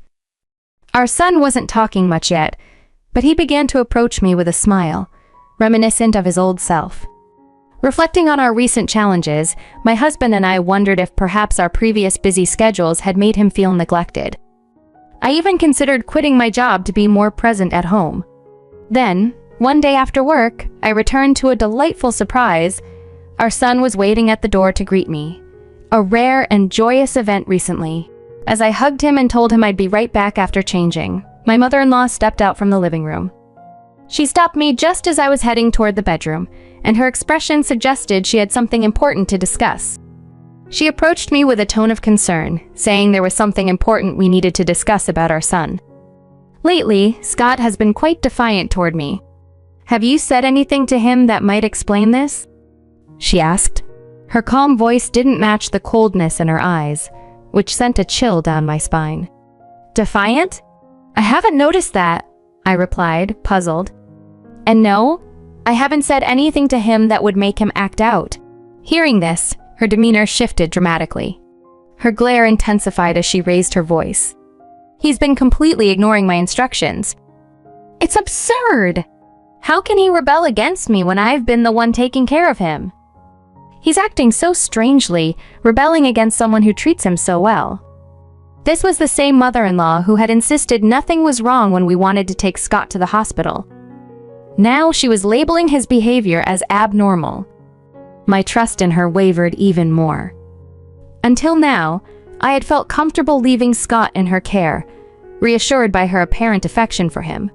But now I was beginning to doubt if that had been a wise decision.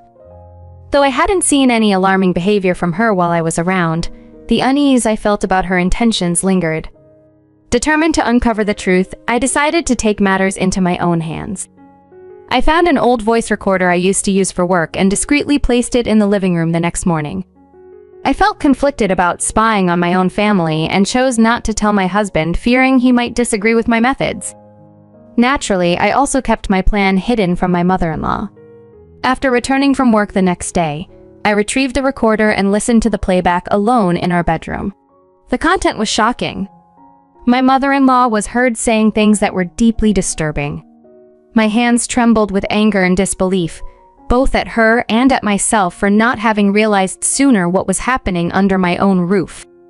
Regaining my composure, I immediately called my husband and asked him to come home as soon as possible. I also prepared to leave the house with Scott, just in case. After sending my husband the audio file with an apologetic note for recording in secret, I picked up Scott and retreated to the bedroom. My mother-in-law seemed slightly irritated but didn't comment as I put Scott to bed. Waiting anxiously for my husband to arrive, I watched our son sleep peacefully, a stark contrast to the turmoil unfolding. Soon after, I heard the front door open and my husband's voice echoed angrily from the living room, confronting his mother. "Hey, Mom, what's the meaning of this?" He must have rushed home. My husband was visibly out of breath as he entered. I quietly moved to the living room, trying not to wake Scott. "What do you mean? What's going on?" he demanded, his tone uncharacteristically harsh. Our mother-in-law looked shocked at his outburst. I quickly intervened. "Scott is sleeping," reminding him gently. This seemed to bring him back to his senses. He took a deep breath and motioned for my mother-in-law to sit down. "Wait, what's happening?" she asked, clearly confused. I placed the voice recorder on the table in front of her and explained why we were so upset. "I'm sorry, but we recorded you while you were alone with Scott. Can you explain this to us?" I asked, and then played the audio. The room filled with her words, which she had presumably spoken to our son. It was hard to listen to them again, but my husband and I silently endured, letting the recording speak for itself. "When will you understand? I am your mom. You should call me Mom, okay? That woman is not your mom, so don't get along with her, even when she comes back. You've been clinging to that woman lately, and you even welcomed her home yesterday, but you don't have to do that." The recording echoed through the room. I was stunned. My mother-in-law had been demanding our son call her Mama and insisting he shouldn't be close to me, his actual mother. This explained why our son had been acting so strangely. That woman she's referring to is Eliza, right? What on earth does she mean by teaching him Eliza isn't his mother? My husband asked calmly, yet with evident anger. Listening to the recording again highlighted just how disturbing her words were. "No, you got it all wrong. This is just a game. I'm just trying to make things fun for him," she responded with a feeble excuse. "What kind of game is this supposed to be?" I thought, outraged. It was inconceivable that she acted normal around us, but filled our son's head with such nonsense behind our back. "You claimed that our son was abnormal, but isn't the real abnormal behavior yours?" My husband confronted her sternly. "All our son did was not act according to your whims, and that's why you labeled him as abnormal.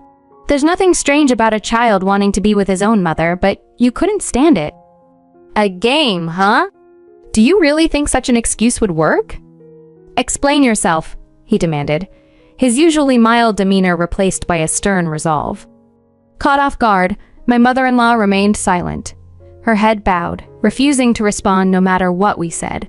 Finally, my husband, losing his patience, slammed his hand on the table and declared, "We cannot allow someone who does such bizarre things to be near our precious son. We're leaving this house." Upon hearing this, my mother-in-law, who had been looking down, quickly raised her head, bewildered. "Leave? What do you mean? What are you trying to say?" "I absolutely detest this idea. It's bound to be problematic." "I'm sorry. Please forgive me." She must have understood the implications of our decision to leave. The previously quiet mother-in-law suddenly started apologizing profusely. If we were to leave, not only would she miss her grandson terribly, her life would undoubtedly become more challenging. We had been covering most of her living expenses. A wave of disgust washed over me as she raised her voice the moment she realized her comfortable living was at risk. "Do you think a simple apology can fix everything?" I questioned. "Do you have any idea how our 4-year-old son has been feeling?" The thought of our son brought tears to my eyes, and I noticed my husband felt similarly. His eyes were red, and his stare at his mother grew colder. "We're leaving, regardless of how it affects you. As far as we're concerned, you're no longer family." With those final words, he took my hand and we walked to our room to pack. We picked up our sleeping son and left the house. As we departed, my husband apologized for his mother's behavior, but I found it hard to blame her solely. We also bore some responsibility for not realizing sooner and leaving our son in her care. Hearing this, my husband nodded in agreement. Cutting ties with my mother-in-law was a mutual decision driven by the undeniable negative impact on our son. As parents, we must make things right, we discussed as we hailed a cab and headed to my parents' house. I had already informed them about the situation, and both warmly welcomed us. At their home, my husband apologized to our son for what had transpired with his grandmother and took the time to listen to his feelings. As expected, our son remained silent, possibly deeply hurt. "Let's give him some time until he's ready to talk," we decided, prioritizing his tranquility and considering counseling to help him process everything. "Scott, I'm sorry. From now on, it's just going to be the 3 of us, Mom, Dad, and you. You don't have to worry about anything anymore," my husband reassured, gently patting our son on the head. Then, in a quiet voice, our son said, "I don't like Grandma." "Scott, can you talk about it?" I asked, my voice rising slightly in surprise. My husband and I, holding back tears, waited eagerly for our son to share more. Once we reassured him he would no longer be living with his grandmother, he slowly began to open up about everything. The fear of his grandmother's wrath silenced our son. She had painted me as a villain, warning him to steer clear of me. Amidst his confusion, he loved both his father and me and was torn about what to do. When he did speak, his words were hesitant and filled with uncertainty. I deeply regretted placing my trust solely in my mother-in-law and dedicating myself entirely to my career. My husband and I repeatedly assured our son that from now on, it would be just the 3 of us, always united. We did everything we could to show him our profound love for him. In the safe haven of my parents' house, where we stayed until we found a new place, our son began to rediscover his joy and started to engage with me like before. Seeing his smile return each day filled me with immense relief. Meanwhile, my husband received daily pleas from his mother to return home, but he remained unresponsive. I chose to block her on all communication platforms to avoid any messages from her. Recently, my husband visited his parents' home alone to collect our things. He managed to completely disregard his mother, even as she broke down crying like a child. Despite seeing her in such a state, I felt no pity. My only priority is protecting Eliza and Scott from any harm, even if it comes from their own grandparents. My husband made it clear that our family's safety comes first. I'm profoundly thankful to my husband for his decisive actions to safeguard our son. Living with my cherished family brings me the greatest joy. Although I do feel a twinge of sadness for my mother-in-law, who seems to be losing her spirit, my husband has ceased all contact with her. We hear about her through a relative who tells us she's become increasingly despondent, spending her days weeping in her large empty house, rarely venturing outside. On a brighter note, we have settled into a secure condominium and embarked on a fresh chapter.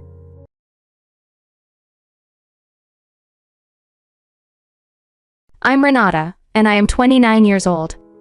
4 years ago, I married my husband Douglas, and since then, we have been living together in an apartment, sharing our household responsibilities.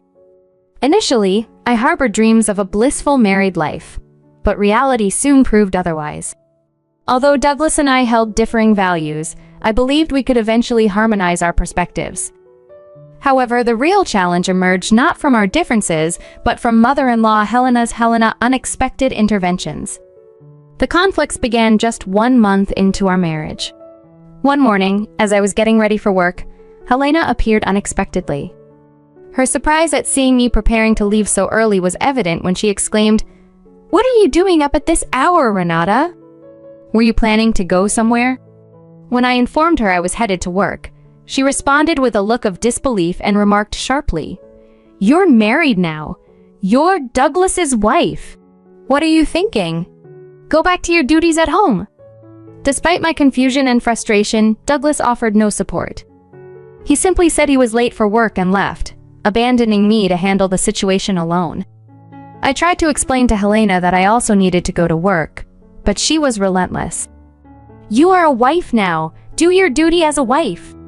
You should trust your husband to provide and leave your job," she insisted, blocking the door. Desperate to leave, I apologized and asked her to lock the door and leave the key in the mailbox. Reluctantly, she took the key, and I managed to go to work. However, allowing her to stay in our apartment that day was a mistake. When I returned from work, she was still there, waiting. As soon as I entered, she commanded, "Sit down right there," in a stern voice that made me flinch. She then launched into a prolonged lecture about traditional marital roles, reiterating outdated values that no longer applied to our lives. When Douglas arrived home, she didn't spare him either. She admonished him, saying, "You are the husband. Show some dignity. If your wife does whatever she pleases, your family will crumble." Douglas, to my dismay, simply apologized to her without defending our choices. It became clear that Helena's views were deeply entrenched, reflecting a bygone era that clashed with our contemporary life. Despite her insistence on me quitting my job and adhering to her ideals, I knew such demands were unreasonable. Our struggle wasn't just about differing lifestyles or values.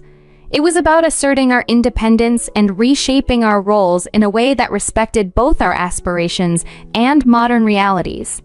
Looking at the situation, I realized there was no benefit in heeding Helena's commands. But still, it left me feeling quite uneasy.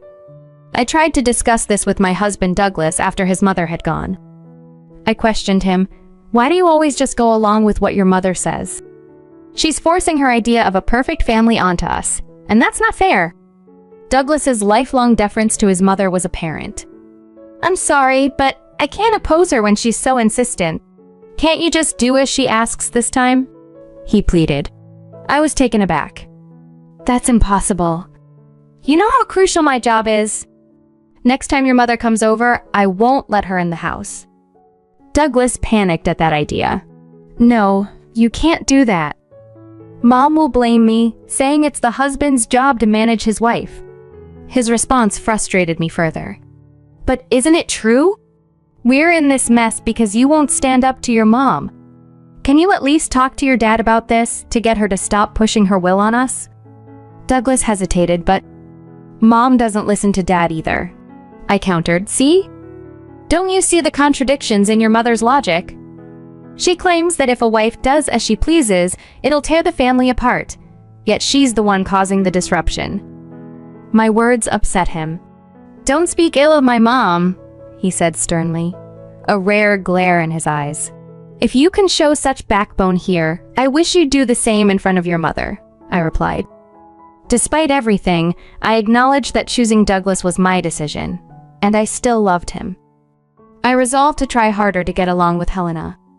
Reflecting on my past relationships, I realized they were all with domineering types, and those experiences hadn't been positive. I had thought Douglas's quiet and gentle nature would bring me happiness. Yet, his passivity often turned out to be a drawback. I believed I could shift our dynamics if I took charge. From then on, I balanced my job and home responsibilities impeccably. Still, there were times when Helena criticized my efforts. On one occasion, she accused me of neglecting the housework because of my job. In response, I invited her to inspect the house. Take a look around. Do you see any part of the house where I'm not fulfilling my responsibilities? I'm managing both my job and the housework quite well, don't you think? I asked, hoping to prove that I could handle both roles efficiently. When I explained how I was managing both my job and the household chores efficiently, Helena couldn't hide her irritation. Isn't Douglas helping you? She demanded, her gaze sharp as she turned towards Douglas. He went pale and shook his head. He had never been one to lie to his mother. She believed every word Douglas said, unaware that it was our little secret for him to pretend he wasn't involved in the household tasks. In reality, Douglas hadn't known much about housework when we first married, so I'd taken it upon myself to teach him. As Helena slipped on her shoes to leave, she muttered in frustration, "Even if things seem fine now, it doesn't mean they'll stay this way. I'm going to find proof." Her persistence was exhausting. Despite my efforts to maintain peace, she continued her surprise visits, always finding something to criticize. "Look at this corner! It's too dusty," she would complain, using it as proof that I was neglecting my duties because of my job. "Quit your job and take care of the house," she insisted. This routine dragged on for 3 years, wearing me down. Her inspections weren't limited to just the cleanliness of our home. She scrutinized everything from the fridge's contents to the organization of our wardrobe. It was bewildering how much she seemed determined to drive everyone around her to the brink. One day, as usual, she arrived unannounced and started rummaging through our fridge. "What? There's nothing in here. You can't even cook a decent meal for Douglas. Quit your job already," she scolded. Just then, Douglas walked in, arms laden with shopping bags. Helena was taken aback by his timing. Shocked, she blurted out, "My God, Renata, what were you thinking, making your husband help with the housework?" With a calm yet firm voice, I replied with all due respect, "Sharing chores is quite normal these days. Families stuck in outdated ways are becoming less common." My words made her face turn red with anger as she started to yell, "You just do whatever you want and mess everything up." "Disgusting! And you, Douglas, why do you let her do this?" "Man up!" Douglas's face turned pale as he set down the shopping bags. His shoulders slumped in silence. I couldn't help but think of how defeated he seemed. Then, addressing Helena with a firm tone, I continued, "I've been thinking about this for a long time, but isn't this behavior quite rude? Douglas and I are partners, equals in this marriage. As a married couple, my husband Douglas and I have always prioritized mutual respect and shared responsibilities. We've agreed not to overload one another, and I plan to continue working even after we start our family. I've expressed to Douglas the importance of his active involvement in parenting. We are our own family unit, distinct and separate from others, which is why I've respectfully asked for less interference from outside, particularly from his mother." Following a particularly tense discussion, Helena shook her head, defeated, and announced, "I'm done with this house," before she left. Afterwards, Douglas, looking rather sheepish, apologized to me. I reassured him, "You don't need to apologize. I've come to terms with who you are and I love you just the same. Don't worry about your mother. Just be true to yourself. From that day, interactions with Helena ceased, and her unexpected visits stopped. During a period when I fell ill and decided to visit the hospital, I took a pregnancy test on a whim, which, to my surprise, came back positive. The official tests at the gynecologist's office confirmed that we were expecting twins at 6 weeks along. I shared the news with Douglas first, and he was ecstatic. We then called our parents to share our joy, and everyone was thrilled for us. After a long absence, Helena visited, smiling more genuinely than ever before, and warmly congratulated me. Renata, congratulations. From now on, I will support you in any way I can. Please don't hesitate to ask for help. For the first time, I felt a sincere gratitude towards her and thanked her genuinely.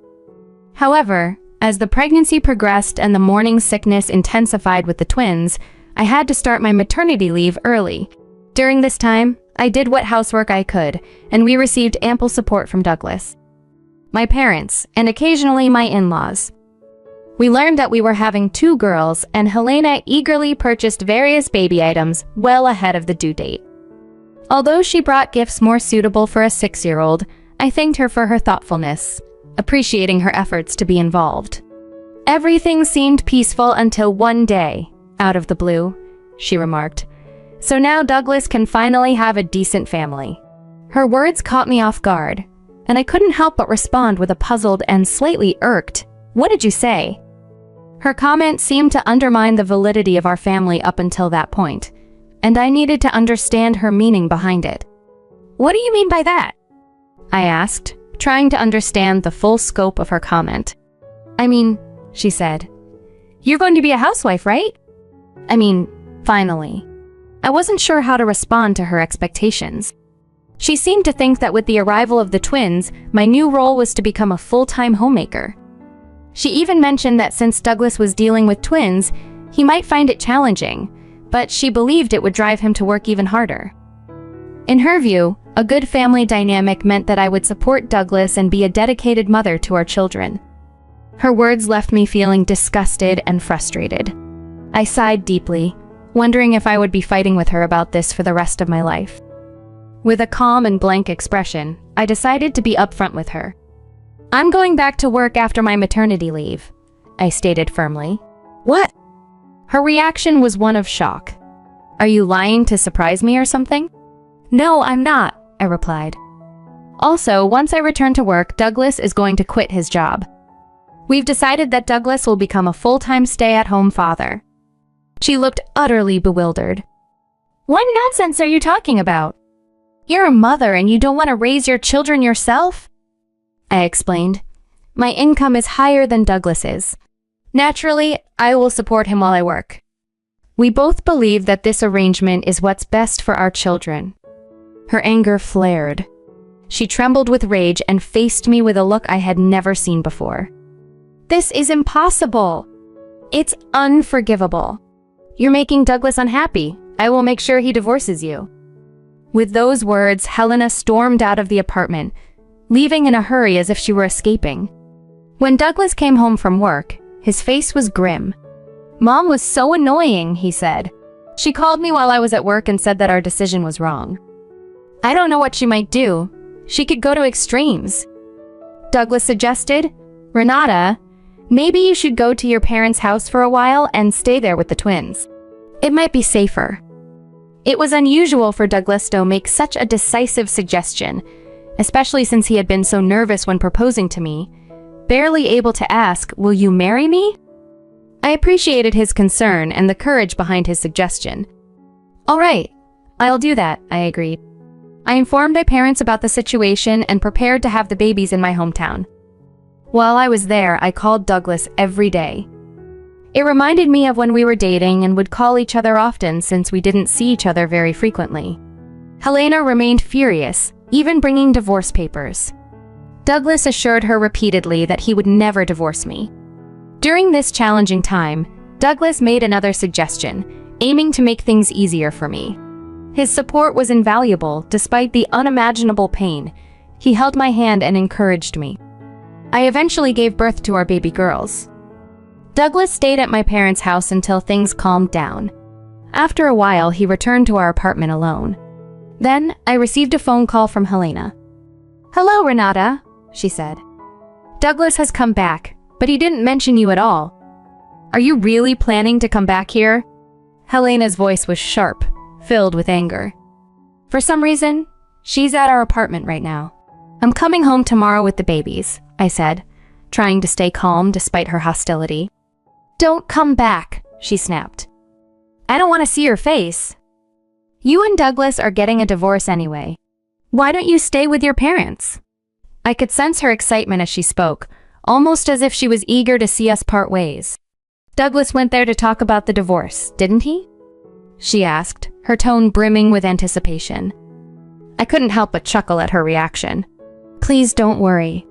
But honestly, I don't think Douglas will be seeing you anymore." There was a brief pause on the line before she responded. "What? What are you talking about? Haven't you heard from Douglas?" I asked. "It seems that you and Douglas are no longer mother and son. We're moving out tomorrow." I could hear the confusion and disbelief in her voice. "Have you seen any cardboard boxes for moving?" "No," she replied. "I haven't seen anything like that. The room looks clean, but that's only because Douglas worked so hard to tidy it up." At that moment, I faintly heard Douglas's voice in the background. It seemed like he had put the call on speaker, and his voice became clearer. "Sorry, Renata," Douglas said, sounding apologetic. "I didn't expect Mom to call you." "It's okay," I reassured him. "Don't worry about it. How's the packing going?" "Almost done," he replied.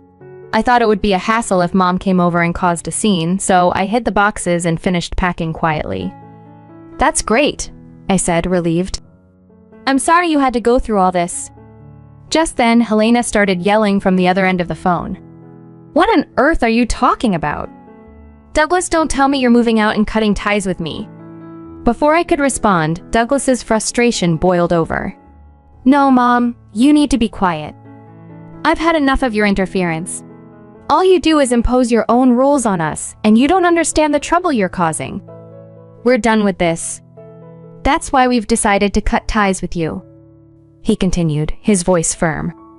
"And when did you even make a duplicate key without our permission? Give it to me so I can return it to the management company." His mother's voice was filled with disbelief. "What? Are you divorcing Renata, or are you just saying this to me now?" "Divorce?" Douglas' voice was steady. "I never said I'm divorcing Renata. She earns more than I do, and we both agreed it's best for our family if she continues working while I stay at home with the twins." Helena's anger was palpable. "But if Renata becomes a housewife, we wouldn't be a decent family. The girls would have to put up with so much. It's just one moment's income. Renata's father and brother may indeed be running the show, but that's beside the point." Douglas remained resolute. "We've made our decision, and it's final. We're moving on, and we hope you can understand that." Helena had always been quite adamant about her views, but it was clear she didn't know the full story. I took a deep breath and decided it was time to clarify things. "You know," I began, "I didn't mention this earlier because I anticipated you might make a big fuss. I work for my brother's company. He's planning to start a new venture soon, and eventually, I will be taking over his company." Her response was a mix of surprise and disbelief. "Wait, you mean a woman will be the president?" "Yes, that's right," I said calmly. "For now, I'm focusing on supporting the company. I'll be back after my maternity leave." I thought we had discussed this before.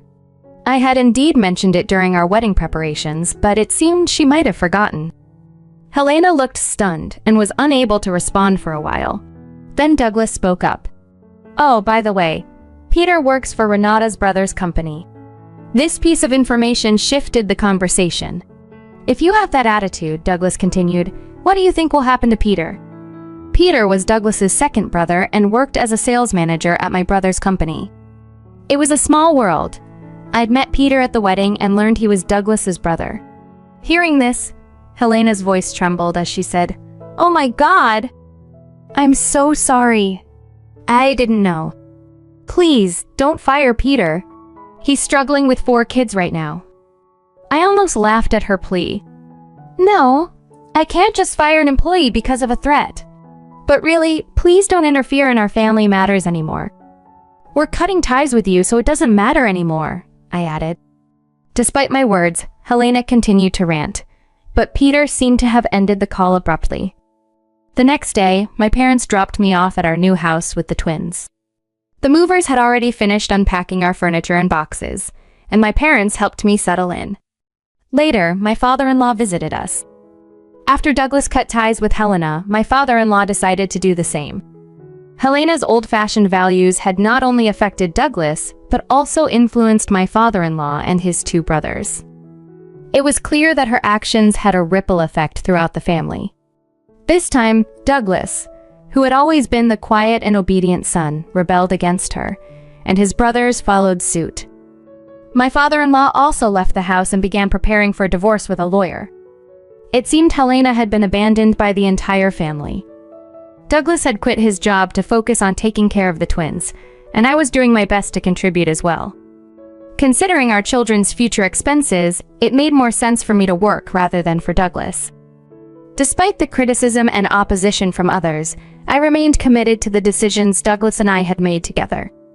We are determined to build a happy family of our own, regardless of the challenges.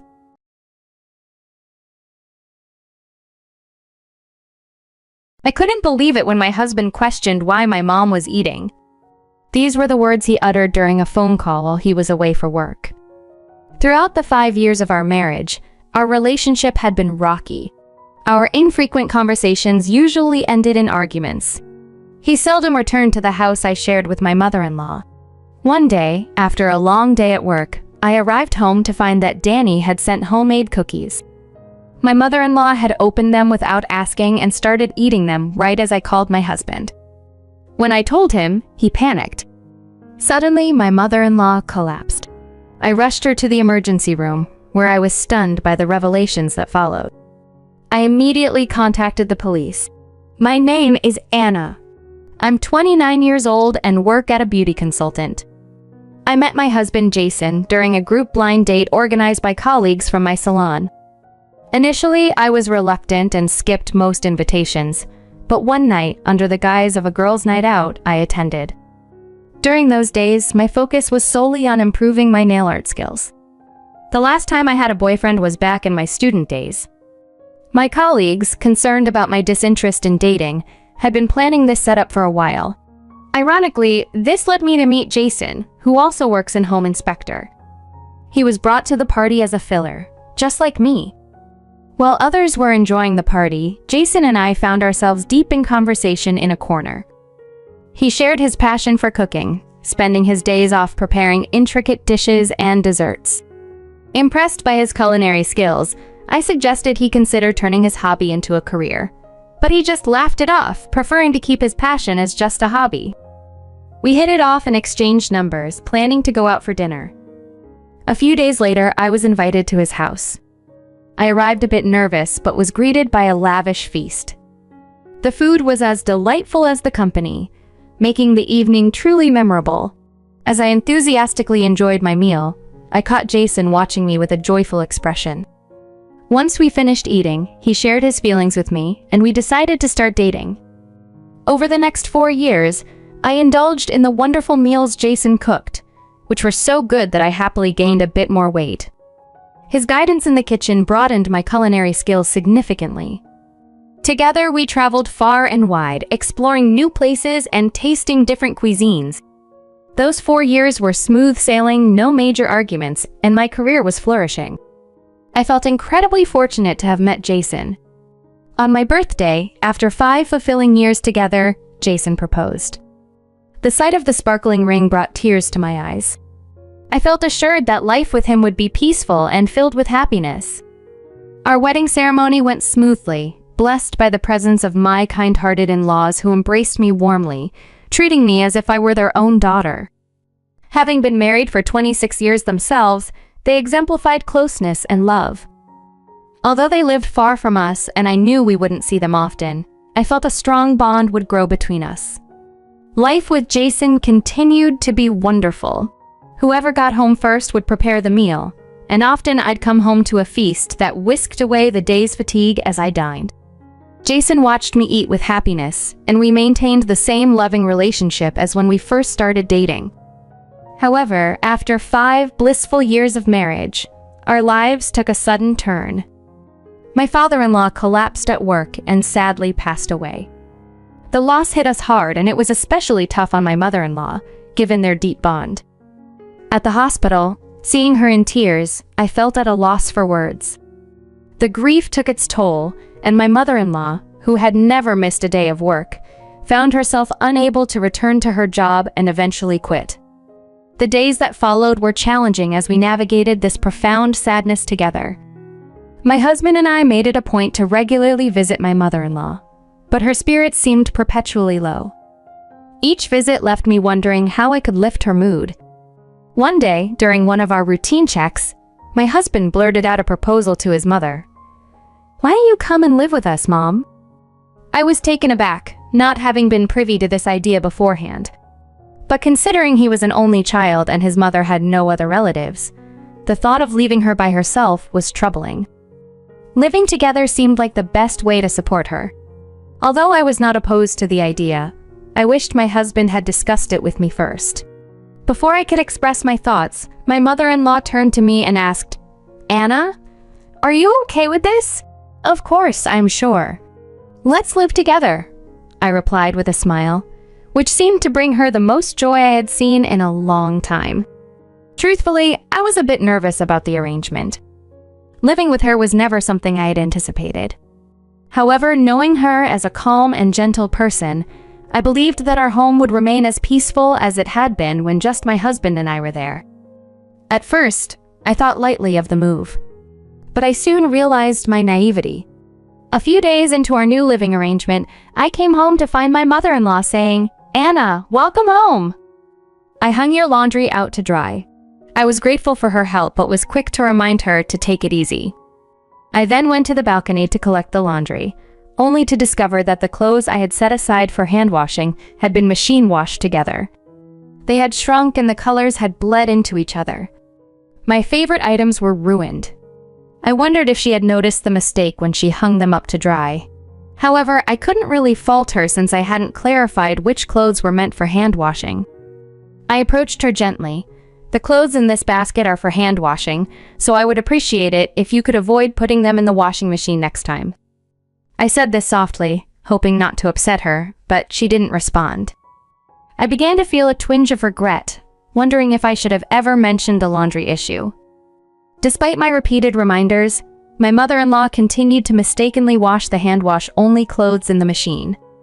My clothes sometimes stayed damp in the washer, or even worse, ended up in the trash. 3 weeks into this pattern, I couldn't shake the feeling that these weren't just accidents, they felt like acts of harassment. I tried to handle things tactfully, washing my delicate items myself at night and asking her to avoid entering my room. Yet the small annoyances persisted. Whenever I brought it up, my husband would dismiss my concerns, suggesting perhaps it was all just a misunderstanding. His disbelief only added to my frustration. Then, one day, after my mother-in-law had done some cleaning, I was horrified to find my practice nail tools I had used since my vocational school days and cherished deeply, tossed in the trash. They weren't just tools, they were symbols of my growth and perseverance in my career. Seeing them discarded like that, I lost my composure. "Please, don't throw away my things," I implored. "And stop messing with the laundry. Are you trying to upset me on purpose? If something is bothering you, just talk to me." In the heat of the moment, I raised my voice. My mother-in-law retorted, accusing me of nagging and justifying her actions by claiming the items were dirty, implying that any issue was my fault. She looked unfazed by my distress, which only fueled my anger further. That's when my husband walked in. "Anna, what are you doing?" he asked, startled by the scene. Before I could explain, my mother-in-law painted herself as the victim, twisting the truth to Jason. When I tried to defend myself, Jason took her side, suggesting that I was being unreasonable, especially given her health. Feeling utterly unsupported, I broke down in tears. Even after that confrontation, The small irritations continued, and every dispute saw my husband siding with his mother. Our relationship began to suffer deeply. He stopped cooking, a shared activity that used to bring us joy and connection. I often found myself wishing we could return to the harmonious life we had before we all moved in together. The only relief came when my husband was home during those times. My mother-in-law's behavior would notably improve, sparing me from further stress in his presence. Working didn't scare me, even on days when my husband was off and at home. However, about a year into our strained living arrangement, during a rare dinner with the three of us, my husband dropped a bombshell. "I'm going to be transferred to a new place by myself next month," he announced abruptly. Shocked, I immediately questioned him. "A transfer? By yourself?" His response was that he had already decided, reasoning that he didn't tell me sooner because he thought I would object. He knew how I felt, yet he chose not to discuss it. I tried to ask if all three of us could move with him, but he brushed that off, saying he'd be back in a few years and it wasn't necessary for us to relocate. His knowledge of the tension between my mother-in-law and me, yet his apparent lack of concern, left me worried. I argued daily against his decision, but he dismissed my concerns. Eventually, he snapped, "Shut up! I'm trying to make a living in a place I don't know, so you would keep up with it too," and left for his new job alone. Life at home turned into a nightmare. The harassment from my mother-in-law escalated. She tampered with my laundry, threw away my favorite dishes and clothes, and opened my packages without permission. The situation worsened daily. My husband's rare calls were accusatory. "You bullied Mom again, didn't you?" he'd say, influenced by whatever my mother-in-law told him. Our conversations inevitably turned into arguments. At home, it was a constant battle with my mother-in-law, and on the phone with my husband. I was exhausted and disillusioned. Work became my only refuge, the one place where I could momentarily forget the turmoil at home. I was grateful for my job, more than ever. One evening, a year into this ordeal, I returned from work to find my mother-in-law indulging in some cookies. "These are the best cookies I've ever had," she remarked loud enough for me to hear, but I didn't respond and went about preparing dinner. Then my phone rang. Expecting another stressful conversation, I hesitantly answered. "Did you enjoy the homemade cookies I made?" my husband asked cheerfully. It was then I realized it was Valentine's Day. He hadn't been home for my birthday or our anniversary and never sent any gifts. Yet here he was, remembering to send cookies, albeit indirectly through a situation that no longer felt like home. I was puzzled about why my husband decided to send homemade cookies. It seemed that the cookies my mother-in-law was raving about were indeed the ones he made. Her exclamations were so loud because she had opened my package and eaten them without asking. When I coldly informed him that his mother had enjoyed the cookies, his confused response surprised me. "Your mother took the liberty of opening the package and eating them," I explained, emphasizing her habitual disregard for my privacy. Suddenly, he exclaimed in a loud voice, "Are you kidding me? Why is Mom eating them?" Then a loud noise interrupted us. My mother-in-law had collapsed. I quickly ended the call, telling him I'd call back and dialed for an ambulance. At the hospital, the emergency treatment stabilized her, but the doctor's next words stunned me. She may have ingested poisonous mushrooms. Instantly, I thought of the cookies. It seemed unlikely, but what else could it be? I informed the doctor and contacted the police. They arrived promptly and tested the remaining cookies, confirming the presence of poisonous mushrooms. It dawned on me then, was this why he had eagerly asked if I had eaten them? Distressed and confused by his motives, I directed the police to his location and returned to the hospital. When my mother-in-law regained consciousness, I relayed the discovery of the mushrooms. Tears filled her eyes as she apologized, confessing her jealousy and consistent meanness. "I think Jason wanted me to eat them," I said, to which she shockingly replied, "Jason told me to feed them to you." "I'm so sorry," she continued, revealing that she had often spoken ill of me to my husband. In response, he had devised a plan to send me these tainted cookies, suggesting they would cause only a mild stomach ache, not life-threatening, but enough, he hoped, to provoke me into seeking a divorce. I was horrified. This went beyond marital discord. It was manipulative and dangerous. My mother-in-law expressed regret not just for her actions, but for participating in this twisted plot. As we talked, it was clear that whatever pain she felt was not just a stomachache, but a deep remorse for the role she had played in this disturbing scheme. When I learned my mother-in-law had eaten the cookies herself to prevent her son from being implicated in a potentially fatal incident, I was utterly shaken. Her intentions, albeit misguided, were to protect her son, but her actions had also made her an accomplice in this sinister plot.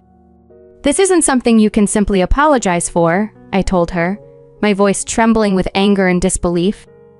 "Do you think you've protected me by doing this? You're an accomplice as well, you know?